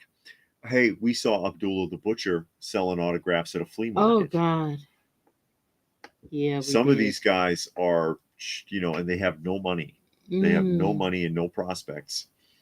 Where are we in Dallas? Where are we with Dallas? Let's see. Oh, okay, David's going to tell you this time. Yeah. Let's see if he gets it right. Cliff Barnes got suckered into taking the bid. So he bid on the offshore oil tract. Way too much. Like millions over where it should have been, and has no money. No money. Finally managed to get a loan. And the guy who's giving him the loan is working for JR, of course. And he's hired a private investigator to check out the creepy kid in his wife's secret little relationship. Yeah. Also, Pam wants to tell Mark that she doesn't want to marry him, but find out that Mark is dying with leukemia. So now she's going to change her mind and be like, "Oh, Mark, let's get married." I don't like Pam. I'm with JR on that. Pam, I never did like that woman. I don't want her part of this family. And who is it, Jenna? Jenna Wade. He's like, Jenna Wade's perfect for Bobby. He actually likes the two of them together. And not that Jenna Wade's a piece of work too, but she's not as bad as the other one. Jared just like anybody that's not Pam. Not Pam. Like, I now pronounce you husband and not Pam. Yeah. That's what he wants. Jack Davis did some mad. That's he was a cartoonist that did a lot of the magazine sports mascots and advertisement in newspapers for decades. Yeah.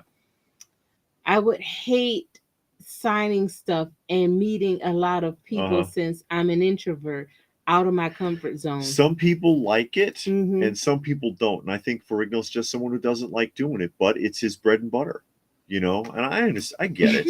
Lemon Zigglers. Somebody was saying that they like the zingers better than toasty cakes. Oh yeah. Yeah, I can't remember who was saying it. I don't even remember. I know what they are. Oh, Dolly Madison. That's in Columbus, Georgia, in 2007. That's where the lunchbox museum is. We went there. Yes, we filmed that a long time ago. Nerd says, I love you guys. You have a wide range of knowledge of everything pop culture, toy, TV, and film. So does Nostalgic Pod Blasting. Chance will surprise you with some of the stuff he knows as well. Yeah. So that's why I can recommend checking out his channel. Ghost Junk says, what else can be said except the knowledge matches the crown? There it is. Y'all need to really quit doing I'm going to have to start changing my voice. Nostalgic says, thanks for the shout out, Dave and LPH. You keep on doing that. I'm shutting it down. Huzzah. Cliff fell into jail. Yep. He always falling into JR. Cliff is a moron. Because he is so bent on beating JR. He just jumps blindly. The feud's been over like twice, too. Yeah. And he gets sucked back in. He could just leave it alone. Who was the nicest as far as signature signing goes? Yep. Oh God, it's been a long time. I know Gil Gerard was pretty nice. Gil Gerard was pretty friendly. Sam Keith was nice. Trying to remember. Liard was nice. From Red Heat. What? Reston says I don't think a really I saw bad Red B-movie Heat. with Jess Spielman. The director used screen footage from Red Heat and Chasing. Red Heat was an Arnold Schwarzenegger film where he played a Russian police detective who came to the United States to track someone down.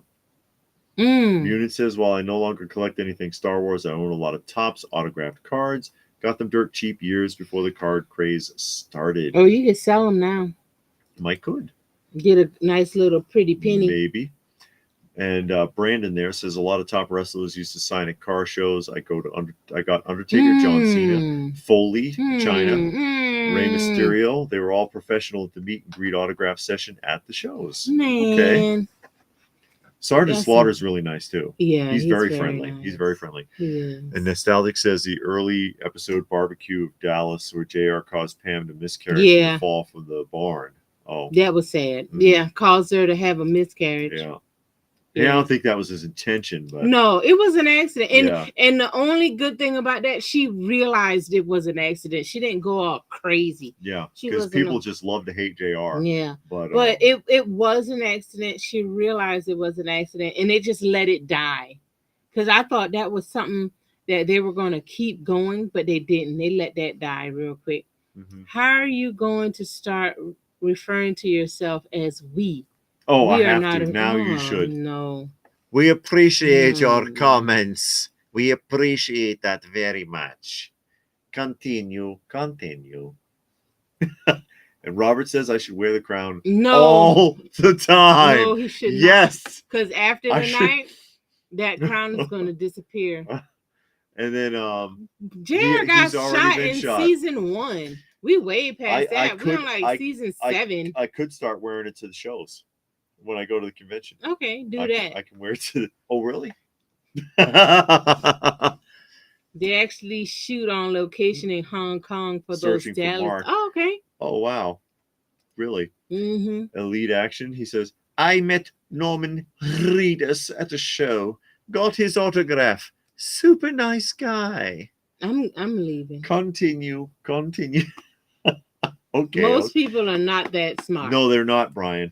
Most people are not that smart. And you can see it when you just go outside. Go to Walmart and Value Village and Goodwill. Go watch People of Walmart on the internet. Go to the mall and just sit and watch. Sit and watch, yeah. Eric says George Perez was by far, for me, the nicest comic creator that they met. Okay. And Gilgamesh says he went by Ollie's on Monday. He started getting in toys for Christmas. They are overflowing with the Black Series. I don't think anyone is buying them. No. Nobody wants that, no matter how cheap it is. They've long since passed the saturation point. But guess what? It's sometime in the next few weeks on the weekly roundup, you will see more Black Series. The Christmas edition with more candy canes. Oh my God. And lights and all of this mess. And some Mandalorian figures, I'm sure. Yeah. And some Stormtrooper figures because why not? We're going to get some Acolyte figures and Sideshow's gonna Hot Toys is gonna do some Acolyte figures. I'm surprised they're not out already. If I was working for Hot Toys corporate and I saw what's been happening with Acolyte, if I had an Acolyte contract, I'd be second guessing it right now. Yeah, but they get those contracts before the show come out. Doesn't mean they gotta follow through with it. Munin says they're convinced the future of all modern Star Wars toys is the landfill. Yeah. And traditionally, though, most people, they always King Vitamin cereal? I remember King Vitamin. Okay, go ahead. Do you remember most? I do remember that. Majority, people, they really crave the original versions of whatever the toys are.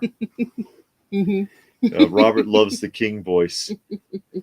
You have to have either the Stern King voice, or you can She can't take it.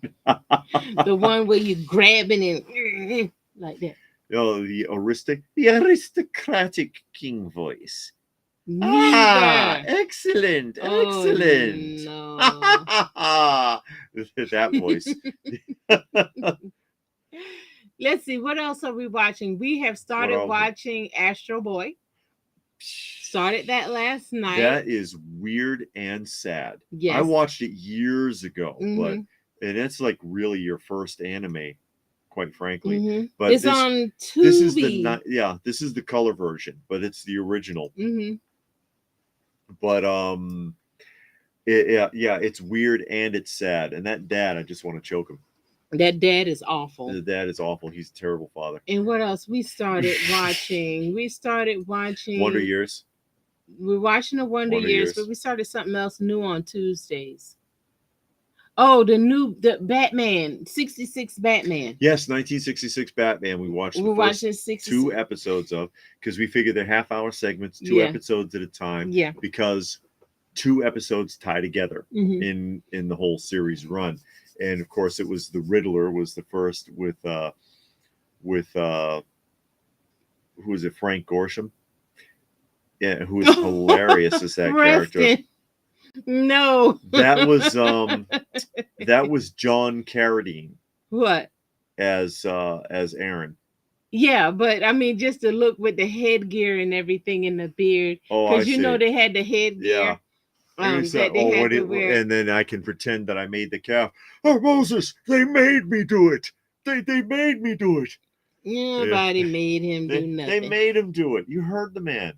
Expect to see figures from the Acolyte at Ollie's for years to come. My GameStop received a few. They have literally been on the floor for weeks. Nobody even bothers to pick them up. Well, it wasn't popular. No, nobody wanted to see that. Well, some people liked it. Some people liked it, but the majority of viewers were not happy with how far they got away from canon. Well, what's going to end up happening, I believe, with these shows, especially like these Star Wars stuff, when it comes to toys and action figures and stuff like that, statues, people are going to wait until the show comes out or the movie, see how they like it before they buy anything. Yeah. Because, because people get kind of finicky. They don't like the show, the movie, then they're like, I don't want that figure. And Disney has already made it clear that the current shows are like alternate reality Star Wars. It's like a whole nother dimension. It's not even really part of the original Star Wars canon. Even George Lucas has said that, I believe. The original films, that's Star Wars. I don't know what these people are doing now. But okay, was that their intention from the beginning, or because it's doing so bad, it was like, oh, let's take this route. It's an alternate universe. I don't know. Because if it was an alternate universe and that was their intention, then they should have said so. They've never said, oh, calm yourself down, pump the brakes. This is an alternate universe. It has nothing to do with what George Lucas did. People would still be pissed off. They probably wouldn't be as mad because it's like, instead of being on Earth 1, we're on Earth 12. That still annoys people when DC and Marvel do it. I know. It's just they don't want to see that. Something I realized, and I told David about it. I think I told him about it today because I'm still reading on the Green Arrow, and I was reading the Green Arrow from the 90s, from like 89, and it went all the way up through the 90s, and it was really good. And then he dies. He stops a bomb and he puts his hand in these things, and he can't take his hands out. So, he told Superman's like, okay, I can I-beam your arms off. And he's like, no, because if you I-beam my arms off, then I won't have arms. I can't be an archer. And Superman's like, well, I can put you out in space, let the bomb go off, but you're going to die. So he dies. And, so I kept reading. His son takes over, and it's okay, but it's not that good. Mm-hmm. And I realized if I'm reading something and it's really good and that main character dies, I'm going to just stop right there. I'm not going any further. The closer her readings of whatever she's reading get to the modern era, the worse the writing gets. The writing and the gets artwork. bad and the artwork gets bad because now we're back in 2001 and the Green Arrow is back because I read to see what happened to him because I remember seeing things with him later on, and he's he bought he's brought back to life. He's resurrected. And I'm like, well, how is he resurrected? So they told that whole story. But then the story I'm reading now, he doesn't even act like he's been resurrected. And then, it went in a whole different direction. So I'm like, I'm done. David, you missed your calling. You could have been a big star in many of Ed Wood's movies. Says John. Ask Chance to hook me up. He's a professional actor. Actually, he is. Nostalgic Pod Blast is a professional actor. Star Wars has always been Luke, Leia, Han, and Vader. But they want it to be about Ahsoka, Mando. Yeah, because they want to remove all the legacy characters. The first thing Disney did was start killing them when they did the movies. They started killing them off. Even Darth Vader can't sell it anymore. Yeah. That character used to be an instant seller. Yeah, and they don't know when to stop. It's overload. Shut it down for a while. Give it a few years at least. And let people recover. Here come the retcons of your retcon. Oh, yeah. Yeah, making fun of Tuck talking about Disney, I guess. And Gilgamesh says he did pick up the Ox King statue, from Dragon Ball at GameStop this week. He was marked down to almost half price. Yeah. They've got a Zarbon that I want. The Ox King from Dragon Ball Z. Yeah, that's Dragon Ball. He was in Z too, wasn't he? Ox King. But, I mean, people are really starting to get out of comics, get out of toys because of what they're doing to these characters that people just love so much. Bad writing is covering up as, it was a dream sequence. Yeah. Covered up as a dream sequence. That's what they used to do in TV shows. You always had a dream sequence, or you had the amnesia episode, the flashback episodes, when you didn't have nothing else to do. Flashback episodes were the worst. Yeah. But, I mean, I guess it was okay when you were, you're probably not going to see those episodes again unless a UHF station picks it up. You know what I mean? Yeah. And Eric says Green Arrow came back to life because Superman uses bargain detergent and all these atoms were still in Superman's costume. No lie. Okay. Is that how it works?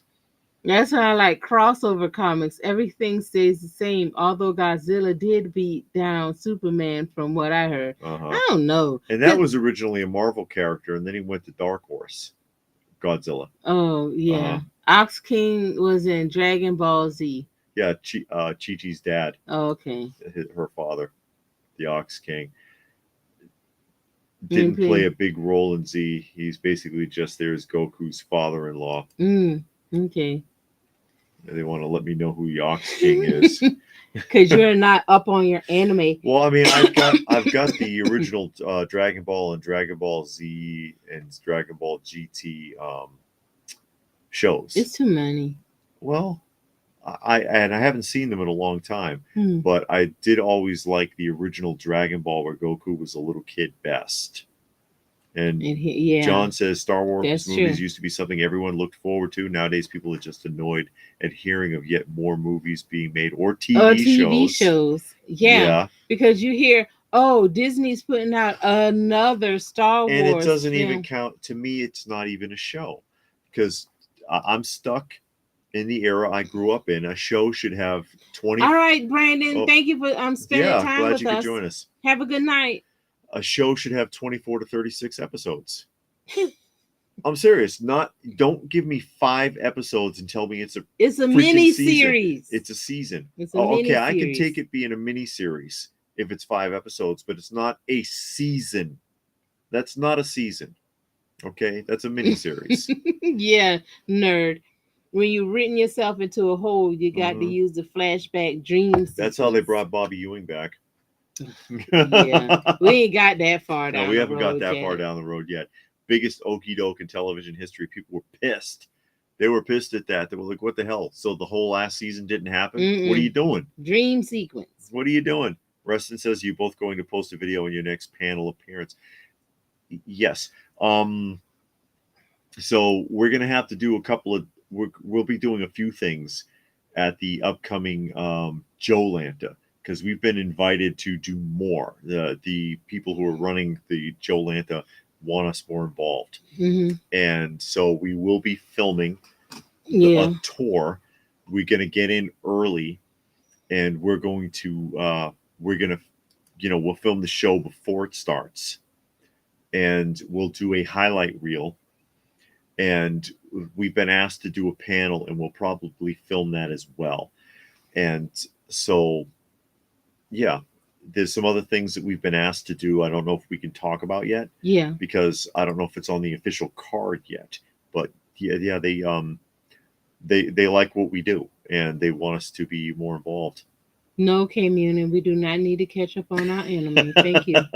Hey, we just got into Astro Boy. Like I said, I saw Astro Boy years ago, and I kind of knew where it was going when it started up. But yeah, it's a weird show. It's a good show though. You need to come work with me, because this one guy, that's all he wants to talk about, and he tries to talk to me about it, and I'm like, dude, I am into comic books. And then it's 3 other guys, and the one guy swear a comic book is a manga. And I'm like, no, it is not a manga. No. And the other 2 guys try to tell him it's not the same. It's not the same. Yeah. And he's always talking to me about anime, and I'm like, dude, I don't know what you're talking about. I don't know who those characters are. But don't you watch anime? I'm like, yes, I watch some. I honestly don't know what I watch. I look at the picture, I read the little summary, and then I decide. I watch the first episode and I decide, okay, I'll keep going. I don't really pay attention to what the name of the show is. So nobody likes when I say that. They want me to know the name of the show so we can sit and discuss it in detail. And I'm like, I don't want to discuss anime in detail, because I watch it, but I don't know the characters that well. And it's like small shows. They got like 4, 5 episodes. I'm not watching something that, got 5, 6 seasons. Not in an anime. I should wear this at Joe Lanta. And where did that even come from? I should wear this at Joe Lanta, and I'll have my press pass, and I'll walk around. We're talking about anime. I'll walk around with my press pass like this, like, that's right. Step aside, coming through. We're talking about anime right now. And then if I try to get a deal at a table, nobody's gonna give you a deal looking like that. Oh, they'll give me a deal because I'm the king, and it'd be like, do you know who I am, sir? And they'll be like, oh God, I didn't realize. I'm so sorry. It's far too late for that now. You have insulted me, you fool. I challenge you to a duel. See, Tuck doesn't even allow anime in his house. Oh no. See? And I'll challenge them to a duel, and their knees will knock and their hands will tremble. Nobody's knees gonna knock looking at you like that. Open by chance. I didn't realize. I'm sorry. And the tears will flow. What is wrong with you? I demand a deal, sir. No, get away. Something wrong with you. That hat getting to your head. I'm just messing around. No, you ain't. You being serious. I can recommend a funny anime. Now, okay. I don't. And if I watch anime, I don't want to watch comedy. I like the dark ones. Like we saw Metropolis. I like that one. That was really good. I've watched a few, but they all been dark, and I like that. I don't like the funny ones. I don't like the ones that are bright with a lot of color and they move real fast. I don't like those. I started getting frustrated with it when they started over exaggerating features to show emotion. You know how like someone's eyes get gigantic and stuff like that? I don't mind that, but I don't like that. I don't like when the colors are real bright. And they move fast and it's loud. But like the ones I do watch is dark It has a deeper like plot and all of that's going on. The colors are dark. I like that type of anime. I can watch that. But once you get them bright colors and it's loud and they moving really fast, I don't like that. See, there's one vote. One vote for the crown at the show from Robert. He won't even be at the show. But he's putting in his 2 cents there. I'm okay with shorter seasons because of the things like Doctor Who and other shows from other countries that had different episode numbers per season. I mean, the length of the season doesn't bother me. It really doesn't. As long as some good acting and a good storyline. Yeah. Do we have good storyline? Do we have good plot, good writing? Do we have good acting? You know, it can be a mini series, 8 episodes, 10 episodes. That's fine, long as it's not dumb. Ghost Chunk's having a good time. Fushi Yugi is my favorite. Yugi. No. Great story and sucks you in. I like Star Blazers. Hey, Hank. Yeah, Hank. Star Blazers is good. I can get with Star Blazers. Yeah, Star Blazers, Gachimon. You know, that kind of stuff. The old school stuff. I love it. I love it. I like it better. Hold on, let me write these down. Now y'all gonna start just throwing things out. Yeah, I know. I don't know why I even. I don't know why I said anything. I got my things written on here. As soon as I say something, I go, Is that my pad too? No. Okay, you can have that one. Cut it out. This pad is for me. This is my royal pad. Okay, studio. Hold on. Gibi. Ghibi.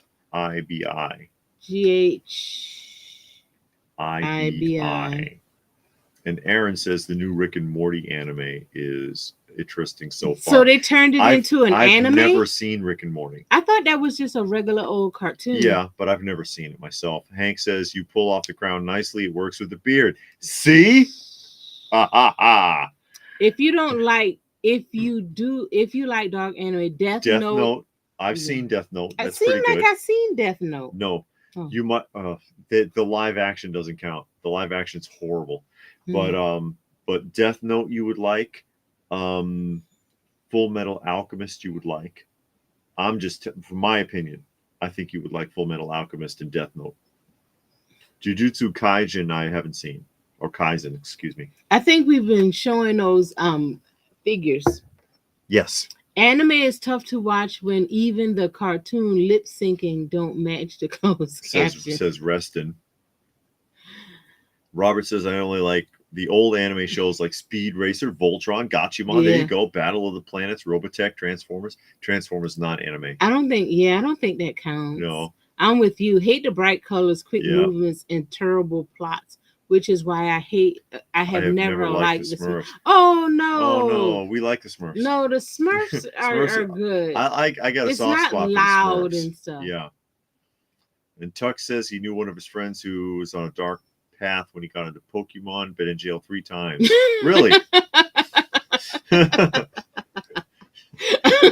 catch them all, man. You might like something like Cowboy Bebop, Samurai Champloo.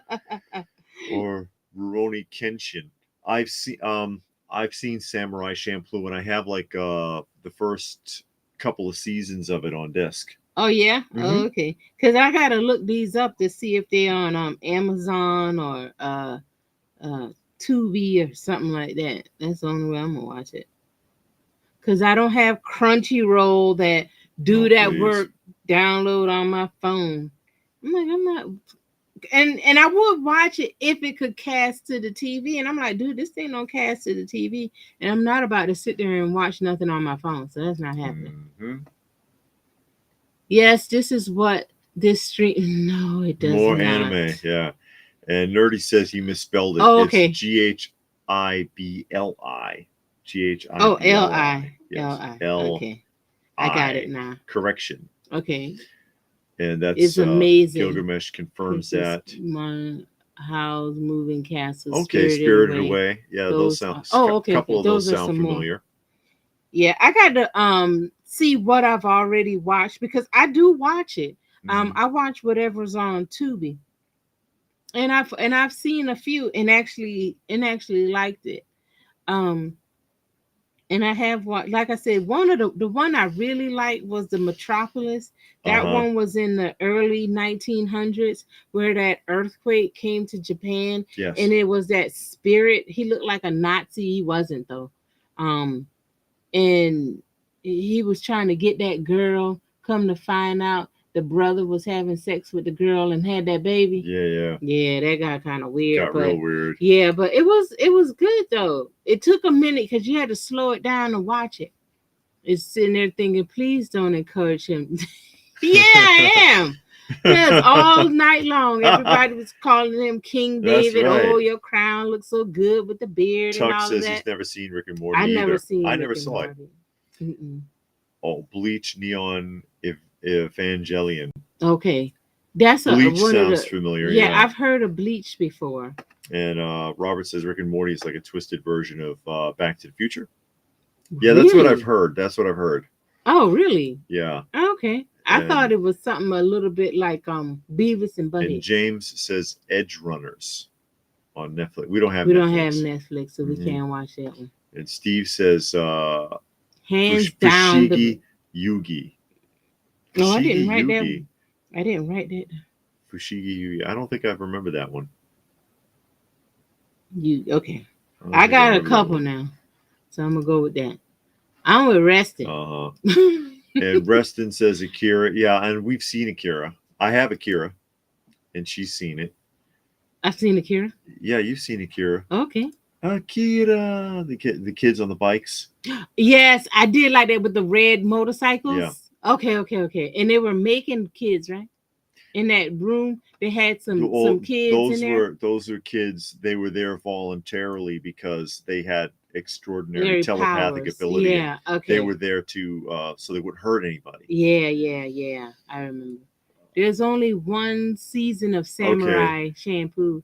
It's 26 episodes. I think you only have the first 3 DVDs. There's 7 in total. Okay, I don't know. I've got 3. Yeah, but I don't know how it's broken down. Kind of have the same look.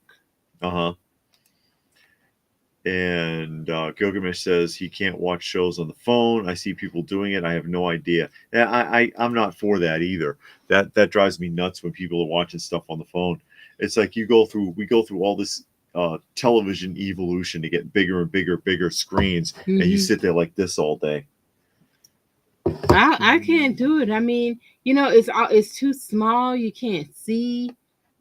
I don't know. People do it all day long because we got people at work. All they do is sit on their phone and watch videos all day. And it's like, dude, you're supposed to be working. One guy, he likes to dance and make TikTok videos of him dancing. And I'm like, you're in your work clothes. Yeah, you are dirty as can be. Tens of views. He always dancing on the job site, dancing. I'm like, you can't dance on the job site. We're in front of people's house. You can't dance at the job site.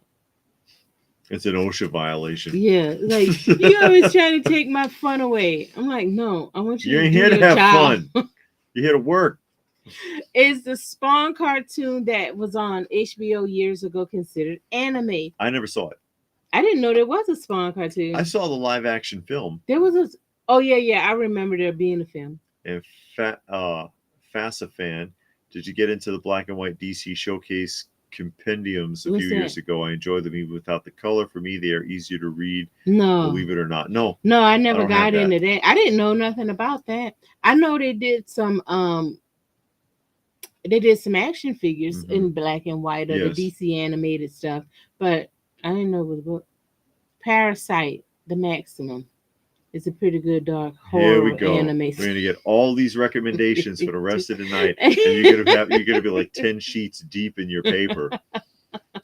I know I shouldn't have said nothing. See, Attack on the Titan is a must watch for you both. I've never seen that. I want to see Parasite. Now I know Parasite is that Korean. I think it's a Korean movie. I tried to watch it, but it's not. They don't have English dub. And I'm not gonna sit there and read no subtitles. I won't read subtitles. I don't mind reading subtitles. I do. If you want a good Sad Grave of the Fireflies. That sounds familiar. Okay. That one sounds familiar. Okay, this is the last one I'm writing. Grave of the Fireflies. So y'all can quit writing. Oh, okay. And Nerd remembers me showing the Crying Freeman. Yeah, that's another anime, but I've got it upstairs. Oh, because you had showed your I'd gone movies. through that when I was doing some of those video showcases. I'll stick with Robotech. Robotech and Macross. I saw Big O too. It's got a weird ending. It's not mainstream anime. It's about a girl that gets trapped into a book and becomes queen of her guards, and each guard had their own power, and then her best friend gets trapped. Yeah, that sounds like that's a lot going on. Says, hey, Steve, how are you? That was Steve. I was reading. Okay. Mm-hmm. And Tuck says, I never got to watch the Spawn series. He rewatched the live action movie a few months ago. It's weird, but it's not that bad. And he says the same book comes the enemy queen with their own fighters. And that they think it's really good. Okay. All right. Thank you, Steve. And Gilgamesh says, and when we're watching their phones, the things are like 2 inches in front of their face. Yeah. I bet eye doctors love it. No kidding. No. It's not good for you. No, yeah, it's it really not. isn't. Because my cousin's at son, least hold it back. My cousin's son got this weird eye disease. It's a new type of eye disease that you get from constant looking at the phone. And he would play video games all day. I guess she bought him that handheld game, and that's all. He was addicted to the thing, and developed some kind of weird eye disease from it. Yeah, that's scary. Mm-hmm. Tuck says they don't have home internet and can't cast to the TV. I'm lucky to have a tablet. The internet's an expensive bill. It is. And you know, with all the technology and how much everything else is going down, the price of TV is going down, the price of the phone is going down, but that cable ain't going down. No. Or the internet. I always say cable, but I mean internet. Internet bill ain't going down. No, it goes up. And we live in this era of like this disposable luxury goods now. If you think about it, because that stuff used to cost a fortune. Yeah. Aaron said that in grade school they used to get up at 6 a.m. to watch Robotech. Yeah. UHF stations used to play it where I grew up, and it would come on in the morning and then again in the afternoon, the Robotech sagas. I have that all on disc. I got the original Robotech series on disc. Oh, One Piece. One Piece. I've heard of One Piece. I've seen it, and I did not care for it, Nerd. I didn't like that show at all. But what you were saying about technology. Yeah, it's. I wonder if anyone has realized we've gotten to the point where luxury goods are disposable commodities now, because there's no more TV repair shops. No. You know, back in the old days of tube TVs and even solid state, you got that TV broken, that damn thing cost a fortune, and you got a TV repairman and you got it fixed. Yeah. Stereos, they cost a fortune. You got it fixed, all that solid state stuff. That stuff still works. That stuff, yeah, it still works today. It works better than the new stuff. Because like I told y'all earlier, I pieced together a stereo system from Goodwill and Value Village. Those systems are old. Yeah. I mean, from the 90s, because they both have like the CD port. So they're like from the I'll say the 2000s. They work fine. Yeah. You know? They're solid state and they weigh a ton. But the modern like purely digital, and it's got like a computer chip in it and maybe Bluetooth compatible, one functional mechanism, like when disc players used to weigh 20 pounds for a DVD, and now it's like 14 ounces and there's nothing in there, and they fall apart, they break down, but they're cheap as dirt because they crank them up. And same thing with the TVs. You know, a TV used to cost a fortune and weighed a ton, and it ran forever. You could get a cathode ray TV right now and plug it in and it'll work. Yeah. But, you know, these modern ones, they break down quick and they cost nothing. I can't believe how cheap the TVs are now, especially for the size of the screens. Yeah, 75-inch TV you can get for $600 at Walmart. I know. And all of those luxury goods have become disposable commodities. The phones. You get the phone for practically nothing, unless you buy something super expensive like I get the free ones. Yeah, you can get it for free with the service. I mean, you're going to get an older model, but as long as it works. I mean, I don't do nothing on the phone. I send a text maybe once a day. I don't even use it as much. I used to use the phone every day to make a call to my parents. But now that my mom's in a nursing home, it'll be a couple of days to go by before I actually make a phone call. I don't really send a text often. Mm-hmm. So it's like, Gilgamesh, if you got a lot, I think send us being, you can email it to us or put it on K-Munin Facebook. I meant to say K-Munin. Yeah. Flame of Reka. Rika. And then the phones. I mean, think about that. When phones, think about this. Mm-hmm. When phones were still wired to your house, yeah, you were freer than you are now carrying one of these around.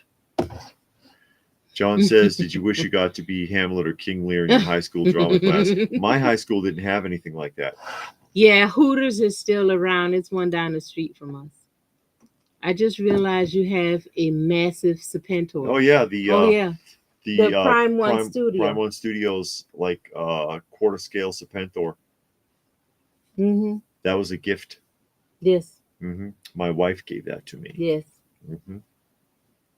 My wife gave that to me. Tokyo Revengers. And Demon Slayer. See, they're gonna be naming them all night now. I know. And Steve says most phones have blue light reduction in your settings to prevent problems with your eyes, but even with reduction, you're still exposed to it. And you can get eyeglasses that have the blue light reduction. So, and that's supposed to help you, I guess. Yeah. Demon Hunter. Okay, you read that one about the phones. Yeah. And that's David from Canada, nostalgic for the 70s. Hey, David. Mm-hmm. We haven't seen him in a while. He says prices don't go down in Canada. Mego? Doesn't he have a big Mego? No, collection? He does customs. Mm-hmm. Yeah, he get the custom collection and he get the custom clothes. He says prices don't go down in Canada. We have monopolies, only 2 major cable internet companies. That's convenient. And Fumbling says one of my favorite memories of your weekly roundups was that anime that had removable clothes when LPH asked how you knew that was great TV. How do you know they come off? Because he already checked. I had seen pictures of it, but I couldn't show those. Praise the Lord. I couldn't show them. I have the sideshow of Evelyn. And her skirt comes up and there's nothing under there.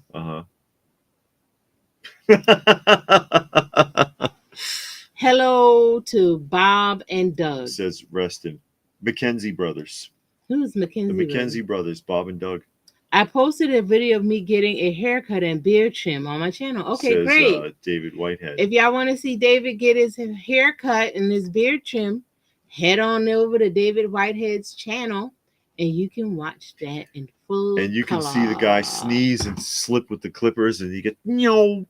Ooh, and then get a big bald spot in the back of your head. Like in Barbershop 2. Oh, with the little boy? No, the Thank one. you, Steve. Yeah, Steve made a donation to the channel. Thank you, very much appreciated.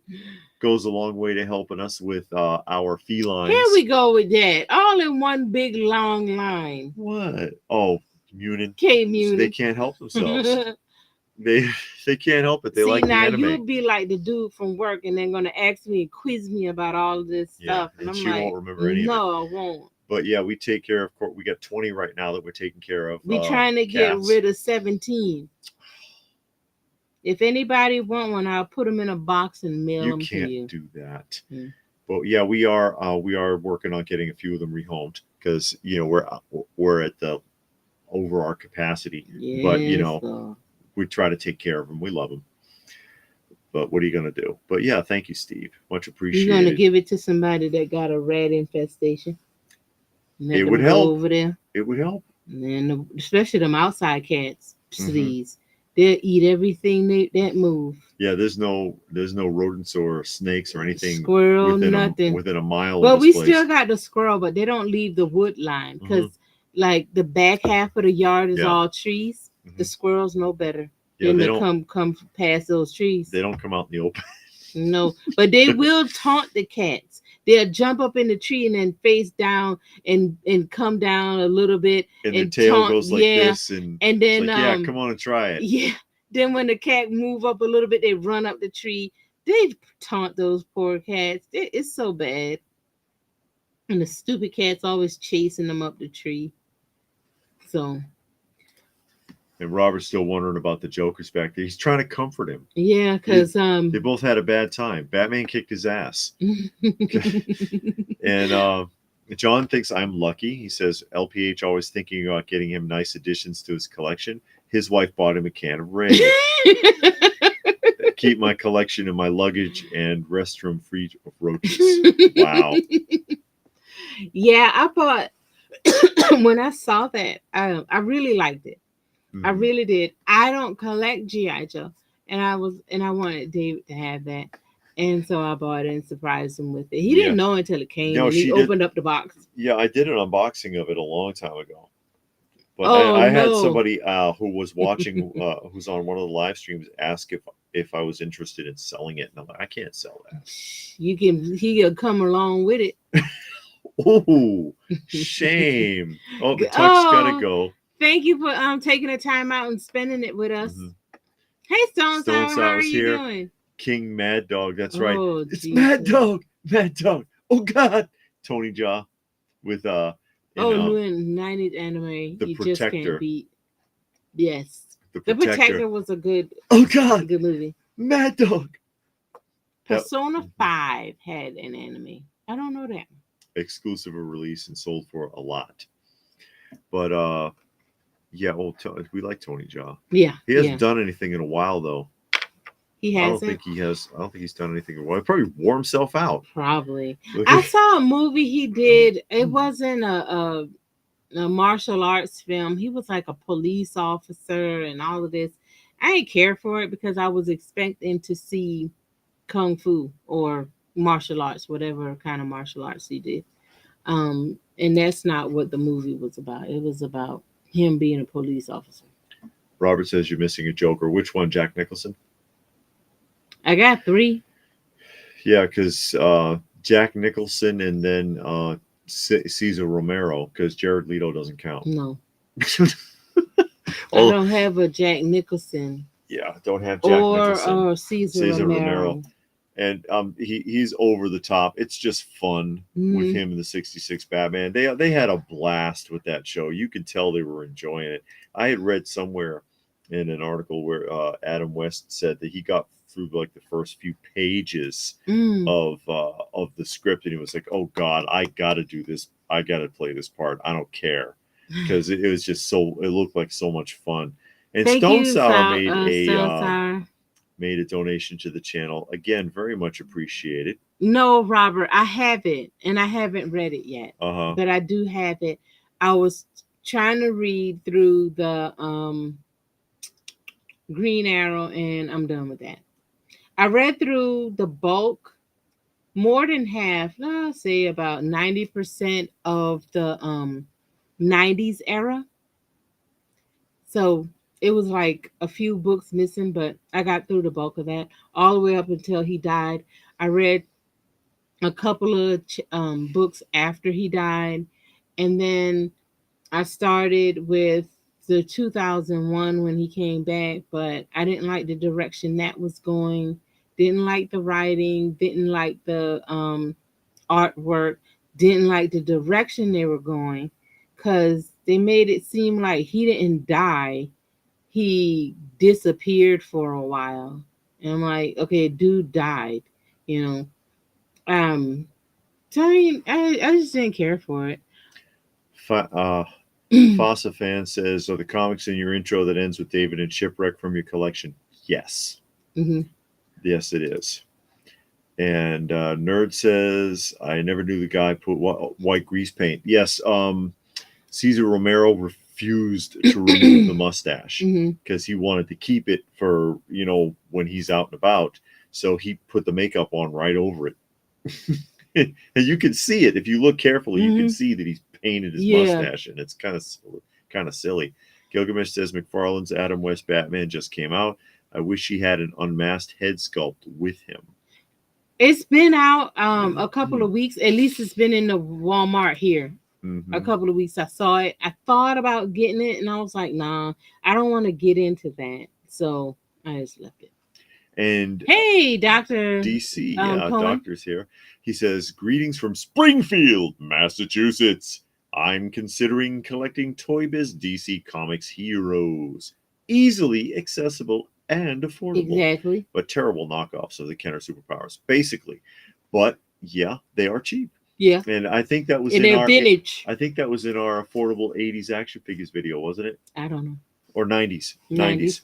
I don't know. I believe that that was one of those lines. But yeah, everything Toy Biz except for the play sets. The play sets can get expensive. But most of the figures, Toy Biz, Marvel, and DC are fairly cheap. Oh, okay. He's got to take off. Yeah, to share some anime from the 90s. Hope the kiddos go check it out. Yeah, I'm going to pull them up and see how much I can find on one of the streaming platforms we have. But thank you for the recommendations. Have a wonderful night. Yeah. And Fasa says, awesome shot of the comics in the intro. Well, thank you. Yeah. It's a lot, taking a long time. It's a lot of work. We're not, it looks like I've said it before, it looks like we must be millionaires or something. Mm-hmm. No, it's a lot of time, a lot of patience, a lot of wheeling and dealing and trading and whatever you can do. Saving up your pennies. If we paid full price, we wouldn't have any of it. I know that's right. Quite frankly. Because it can get real expensive. You luck up. What's the new additions did you find most recently? Oh, your cake pan.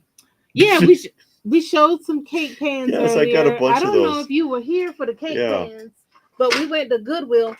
Excuse me, and found some cake pans. We found a bunch of cake pans. Yes. I got a couple of records. I got a couple of records in. I got some stuff from Big Bad Toy Store. I didn't even unbox it because even I'm just like, I can't believe I bought this stuff. Yeah. Oh no. I got it. Wow. And I took it out of the box and I set it on the table because we had brought a table in to sort some comics, and I set them all out on the table and I'm looking at them and I'm like, what in the world did I buy this stuff for? You know, I got like the Super 7 Thundercats, the Super 7 Ninja Turtles. I always said that I would get those up to wave 10. Yeah. And that's what I did. I got the Mondo Man Bat. They reissued the Man Bat. So I got the Man Bat and I got some pops. And I know everybody is so excited for me getting pops. And what else was I don't understand that. The Toxic Crusaders from Super 7. Yeah. That's what I got. Oh, and some Super 7 reaction figures. That's what I got. Austin says royal by chance. That's right. And Munin says you should wear the crown to the show and bring the mace with you too. You don't have a mace. Yeah, I do upstairs. Oh, you do? Yeah. The one that's on the rope. Yeah, the chain one. Yeah, the one that's on the chain. I could bring that, yeah. Nerd says, I always say buy what you like and what you can afford. Yes. Pretty much, yeah. Try to enjoy it. Try to enjoy the nostalgia. Exactly. We don't think of it in terms of an investment or anything like that, or trying to flip it or whatever. I sell sometimes, but I rarely... No, those aren't comics. Those are toys. Yeah. I haven't bought any comics in a while, actually. I just haven't bought any comics. Even when we went to the last comic show, I didn't really buy anything. Yeah, oh, no, that's a lie. Yeah. I bought that one guy had like a ton of Green Arrow, and I was trying to put that together so I can read it in one, just read it back to back. So I got that. But I haven't bought comics. I haven't even looked up comics on the internet. Yeah, and we probably won't angle that way again until we get to another show. Yeah. But I mean, we're not going to be able to make it to the next Atlanta Comic Convention because it's going to be at the same time as the Joe Fest. Yeah. And now we're committed to Joe Fest. Yeah. Because they're expecting us all 3 days. And that's fine because there is some toys. I need to stop buying the newer stuff because there are some older stuff that I really want. But like I always say, they always come out. with these new stuff like Super 7 and Funko, they always come out with something that just draws you back in. Mm-hmm. And just like Nerd said, we don't need the toys. We love them. Yeah. We do. And you see them and it just pull at your little heartstrings. Only Mondo I'm getting. Really? They coming out with John Nada. Really? We showed that a while back. I don't You don't remember? that. No. Well, this probably, I don't know if they had the official release yet, but yeah, they're doing a 6 scale Nada. With and without the glasses? Yeah, I think you can take his glasses off. Oh man, that'd be cool. Mm-hmm. The investment should be in how it makes you feel. Yeah, that's how I feel about it. Because like I get the Pops. Nobody cares about Pops. They don't, whatever. I don't get like the best comic books. They're not in great shape. You got some gems though. Yeah. You got some comics that people would like, they'd love to get their hands on. And my records aren't in amazing shape. Yeah. They play. That's all I care about. Yeah, some of the record, some of them have rough jackets or no jackets or whatever. Yeah. But, we're not. Wipe them off. They'll be all right. I got the Richard Scarry and the Sesame Street. Those are only 2 reactions I got. The Richard Scarry ones. Oh, man, those are so cool. Because I think the only time Richard Scarry has been done was by Play School. And they're figurines. I think their heads turn, but they're 3-inch tall figurines. And it was the Play School Puzzle Town collection. Mm-hmm. And I think that's the only time Richard Scarry has been done. There might have been I think there were Happy Meal prizes or something too. Mm-hmm. But as far as like retail toys, I think that's it. And the glasses are removable. Yeah, removable glasses. Okay, he confirms that. Yeah. So, but that Richard Scarry. That's big nostalgia again. Yeah, and I got a ton of Richard Scarry books and stuff like that. But yeah, I love the Thundercats and the Ninja Turtles. I like what Super 7's doing with them. Mm-hmm. So that's why I got them. And I said way back, like in wave 3, if they go to wave 10, I'll stop, because you gotta stop somewhere. I like that they make characters that haven't been done before. They have done a few of the same ones. Like they did a couple of Lionels. Yeah. They did a couple of those. A couple of the Monras. But they still do things that haven't been done. Characters that haven't been done. The same with the Ninja Turtles. They do characters that haven't been done. And that's what keeps me wanting to get them. Yeah, that's what holds the interest. And Rustin says you should have open by chance photos of both of you that could sign for Joel. Yeah. Are we on that level? I doubt it. I don't know about that. I don't know if we're quite on that level. I'm not sure. Who is that? It's probably Shannon. Mahaffey's Shannon 1972. Is that Shannon from South Carolina, the Greenville, Spartanburg area? That Shannon? I believe it's going to be on Saturday.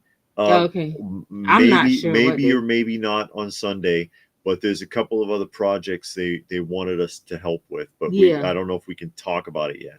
Yeah. Because they're holding a couple of things back. Mm-hmm. But Friday we'll be filming. I don't think there's nobody's going to be doing panels on Friday. Yeah, nothing's going to be going on except for like the show, and then they got the after swap. Show. Yeah, they got the swap, which is a big deal. Okay, that is Shannon from South Carolina. Okay. Now we know. Yeah, that is Shannon. Okay.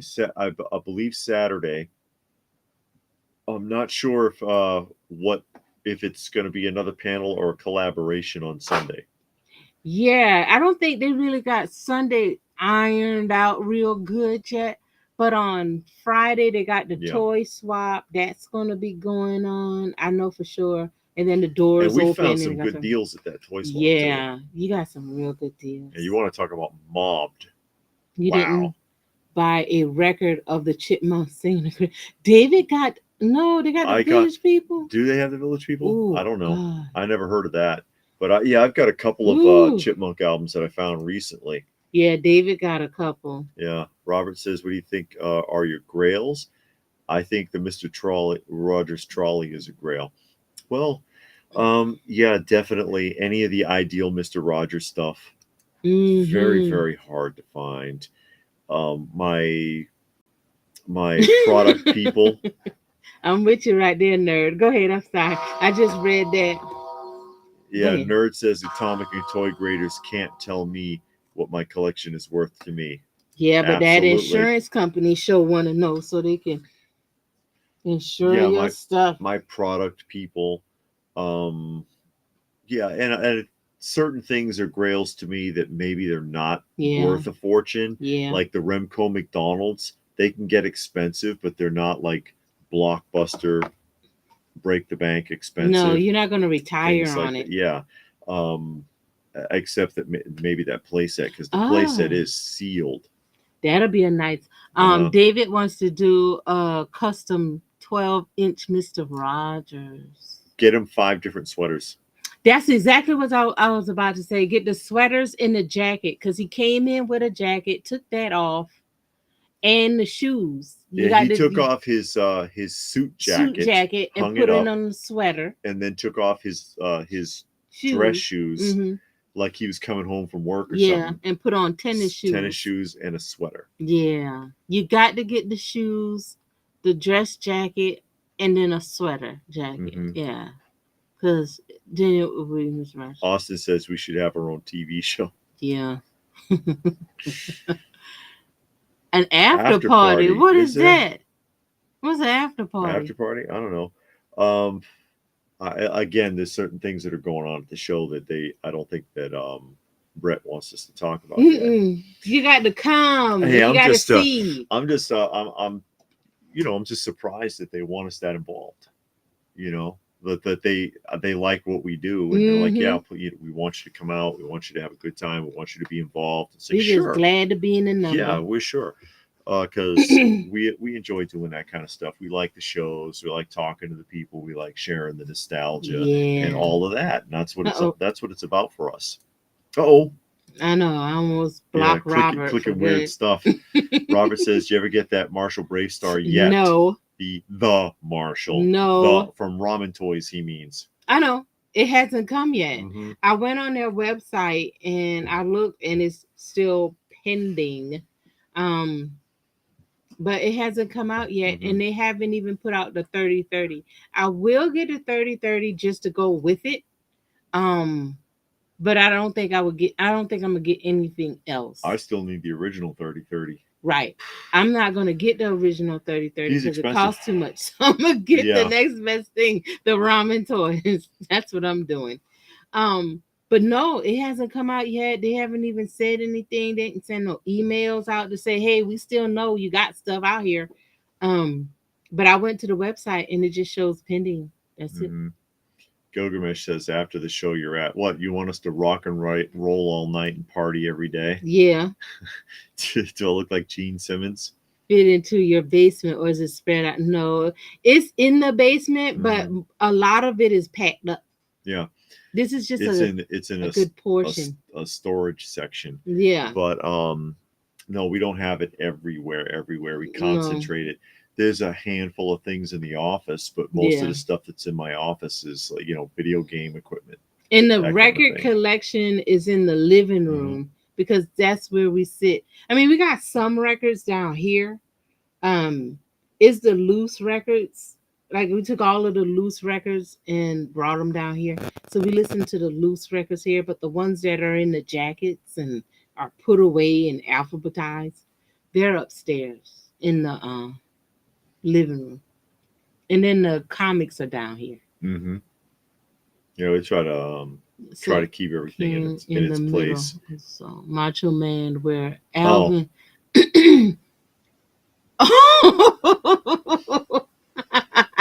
in his big squeaky voice. Oh my God, I got to hear that. I'm gonna see if I can pull it up on YouTube. Munin says at the show, if you see Japanese collectibles not being displayed properly, tell them Munin said to get their act together. If they don't, you have the base for a reason. You just conk dealers over the head.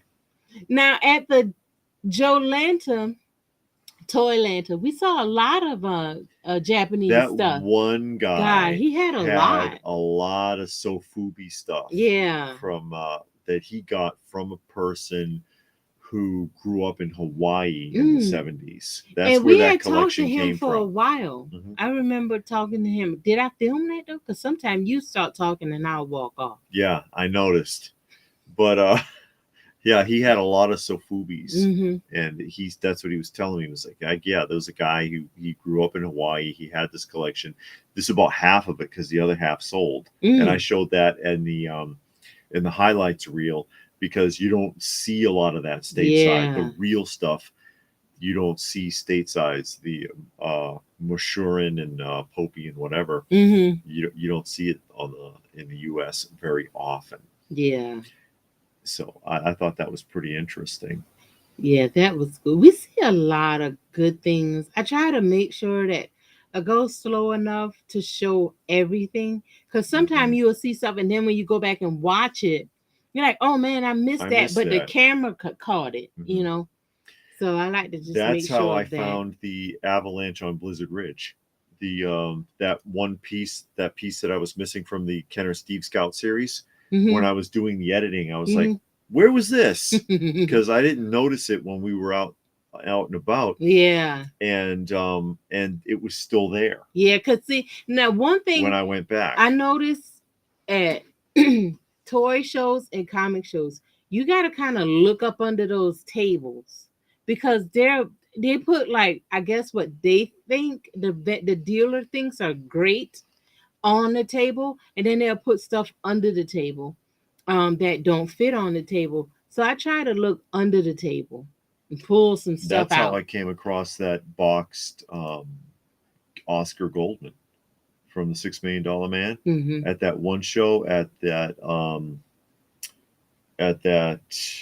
Legion Hall. That's a David question. Yeah. At the Legion Hall, because it was like stacked under something with the edge showing up. And I was like, that's a $6 Million Man figure. Yeah. And I wanted to pull it out, and it turned out to be Oscar Goldman. And nobody saw that. Robert says, why 3 Godzillas instead of just one? All 3 of them are different. Yeah. Yeah. Are you going to tell him what's different? Because he's going to ask. Oh, is he? Yep. Those are all 3 versions of the Mattel Shogun Warriors Godzilla releases. They kept changing it because of consumer complaints. The first one, people were complaining that he was too brightly colored. And it's hard to tell in this image, but yeah, he's a lot brighter than the other 2. So they dulled the color down, and they changed something in his foot to this version, but they were still getting consumer complaints about the switch on the back of his head that controls the flame. Because, people call it a tongue. It's actually supposed to be fire. The switch kept breaking. So then they changed the switch, and then that's where you get version 3. So all 3 of those are different versions of the Americanized Mattel Shogun Warriors Godzilla figure, which is extremely different from the Popey version that is usually referred to as Jumbosaurus, because they really altered it from the Jumbosaurus version. He did have the firing fists, like these fists shoot. Or you press the little button that's on there, and the fist will launch. And the original one had that, but they changed it. The Japanese version, the head looks like the cinematic Godzilla head. It doesn't look like this one. Okay. So they changed the head and made it more dopey. They took the spines off his back because he had big pointy spines, and they dulled all the spines down to like these little nubs. And they took away his voice box because the one in Japan was a pull string talker. Okay. He didn't say anything you'd understand. Yeah, but he was a pull string talker. So they took all that away and did that.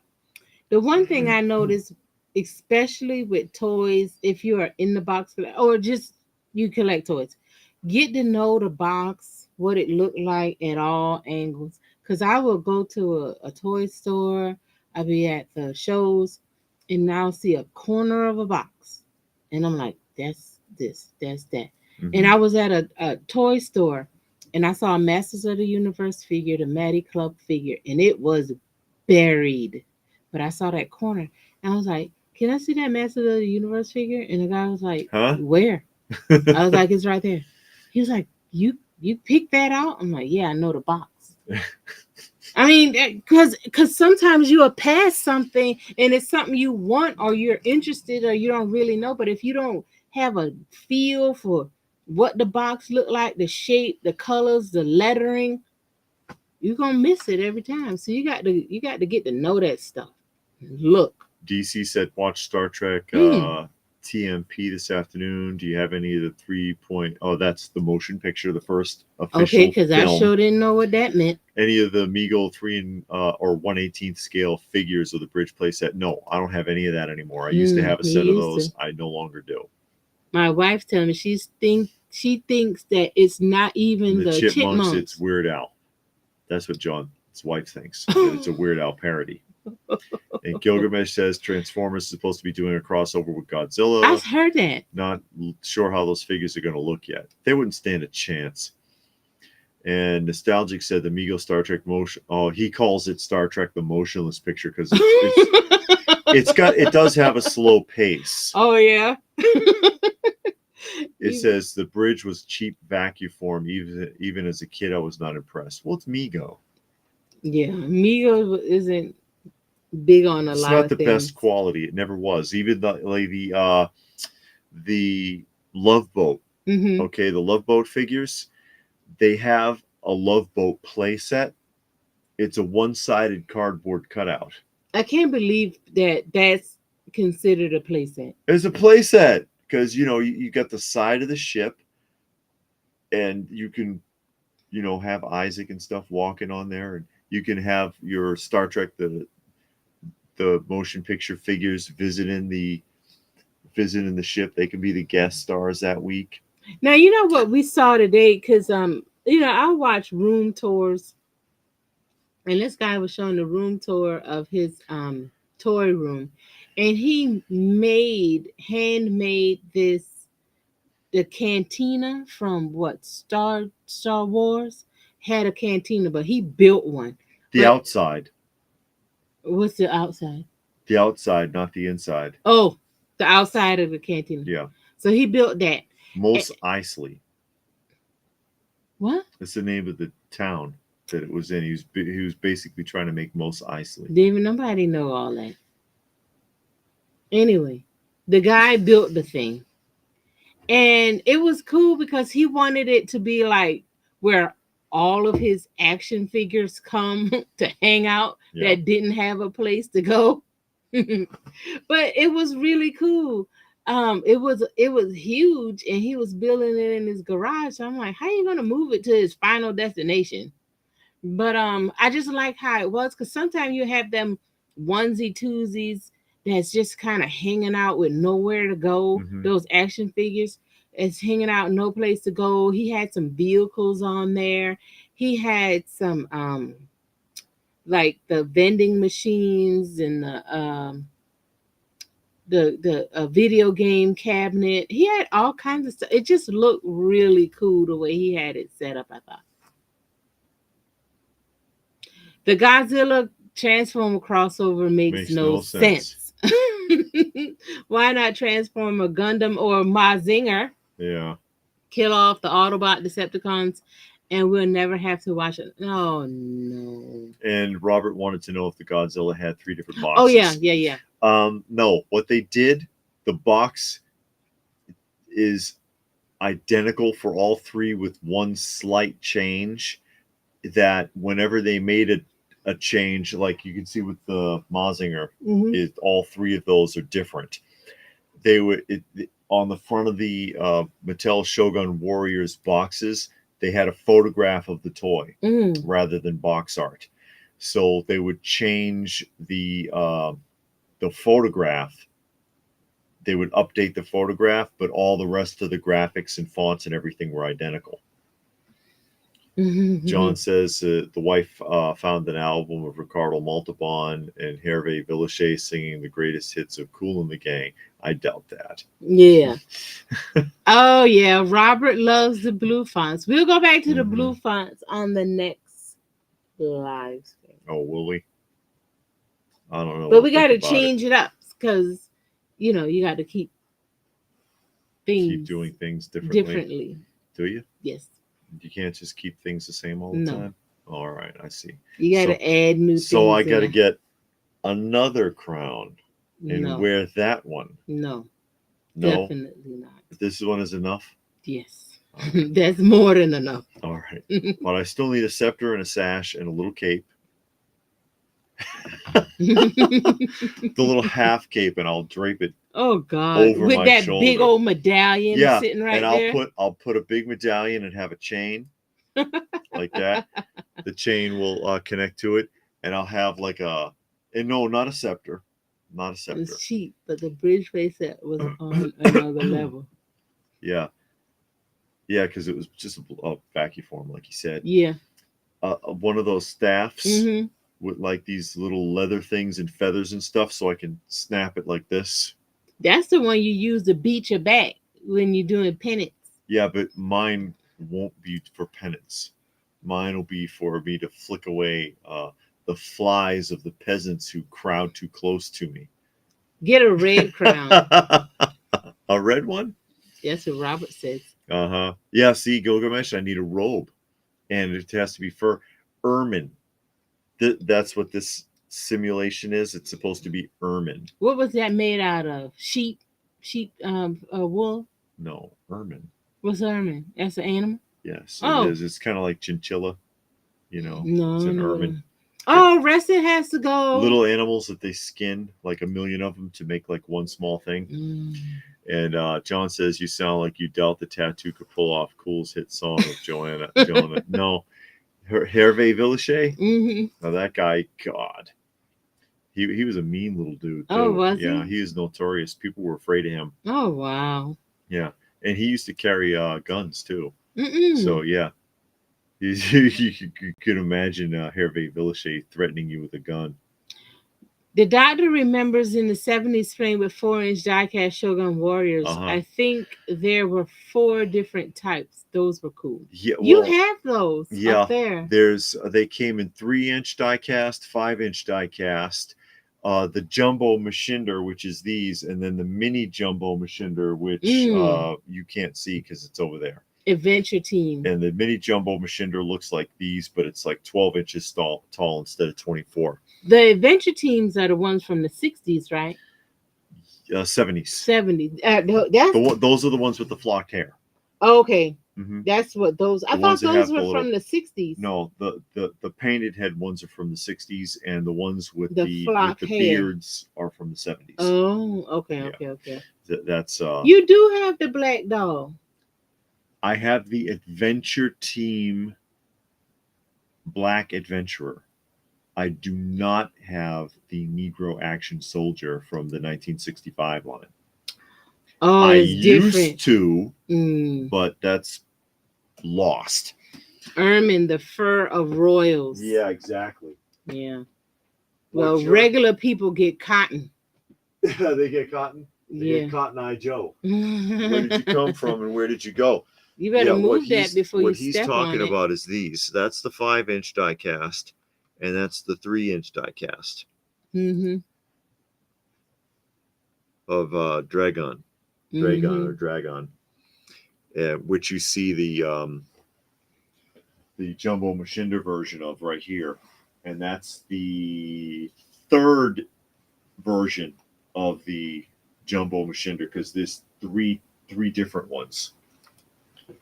But yeah, those are the ones you're talking about. One of those, I don't know if you had the 3-inch or the 5-inch, but these are plastic and die cast. Oh, okay, that's pretty cool. Yeah.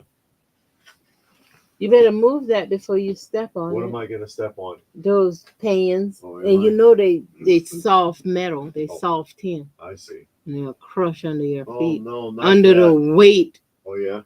Of your crown. Yeah, because heavy is the head that wears the crown. Could have pulled off. No, he couldn't have pulled that off. I can't. What? He said, Hervé Villachet. Yeah, could pull off Batman's voice. Yeah, Robert says Tattoo used to carry guns. Didn't know that. Yeah, he was. I've seen a documentary on him after he died, and interviews with his ex, and all of that, and terrified of him. He was abusive. He used to. He was violent, and that nobody would retaliate with him because he was always packing. Gilgamesh wants to know how much them little tiny Shoguns go for. He wants some. They're expensive. Oh, wow. Off the top of my head, it's hard to say, but yeah, they can get expensive still in the box because they're hard. Over $100. Yeah, they're tough to find. Okay. They're tough to find, but I mean, if you look up Mattel Shogun on eBay, you'll start to get an idea. I don't know why they made the well, actually, because it's a retooling of the Popey. What was it? The Popey Jumbosaurus, and it wasn't really meant to go with Shogun. Okay. But they copied the design and they incorporated, because the Rodan is too small too. The Rodan figure that goes with the Godzilla is too small for the Shogun Warriors as well. It would more fit in with the Jumbo Machinder ones, like ours. The mini Jumbo Machinder, like that one, would make more sense. But which they didn't even call that one Guy King. They called it Zargon when they brought it to the United States. But what are you going to do? It ain't much you can do about that. No, there's nothing you can do about it now. But anyways, what's this? Robert says you can get Reaction Shogun Warriors for $20. Oh, great. From Super 7. Super 7 did the big ones of those, and somebody else just did a big one of those. Well, they did like parodies of it, because they got like a jumbo, who is it? They did Skeletor, and they did. No, but didn't they do these things? No. Somebody did those recently. Bandai. Okay, yeah. But they cost about the same, so you can get that. $300. Yeah. So I mean, you can get that instead, because if you get this in the box. But he wants the small ones. I know. I'm just saying. If you get these in the box, they're gonna cost over $300. So you might as well get the Bandai. You may as well get the Bandai and be done with it. Okay. But anyways, we're gonna go ahead and wrap up. I'm gonna give the crown a rest. Yay! You gonna give it a rest right this second? Oh, yay! Yeah. Is this matting my hair down? There, that's enough. But yeah, and Robert reminds us they did Mechagodzilla that was in the same scale with this Godzilla, though. That's true. They did Mechagodzilla. So we're gonna go ahead and wrap up. Say thank you, everybody, for joining us here this evening. Hope you all had a good time, and we will catch you again the next time around.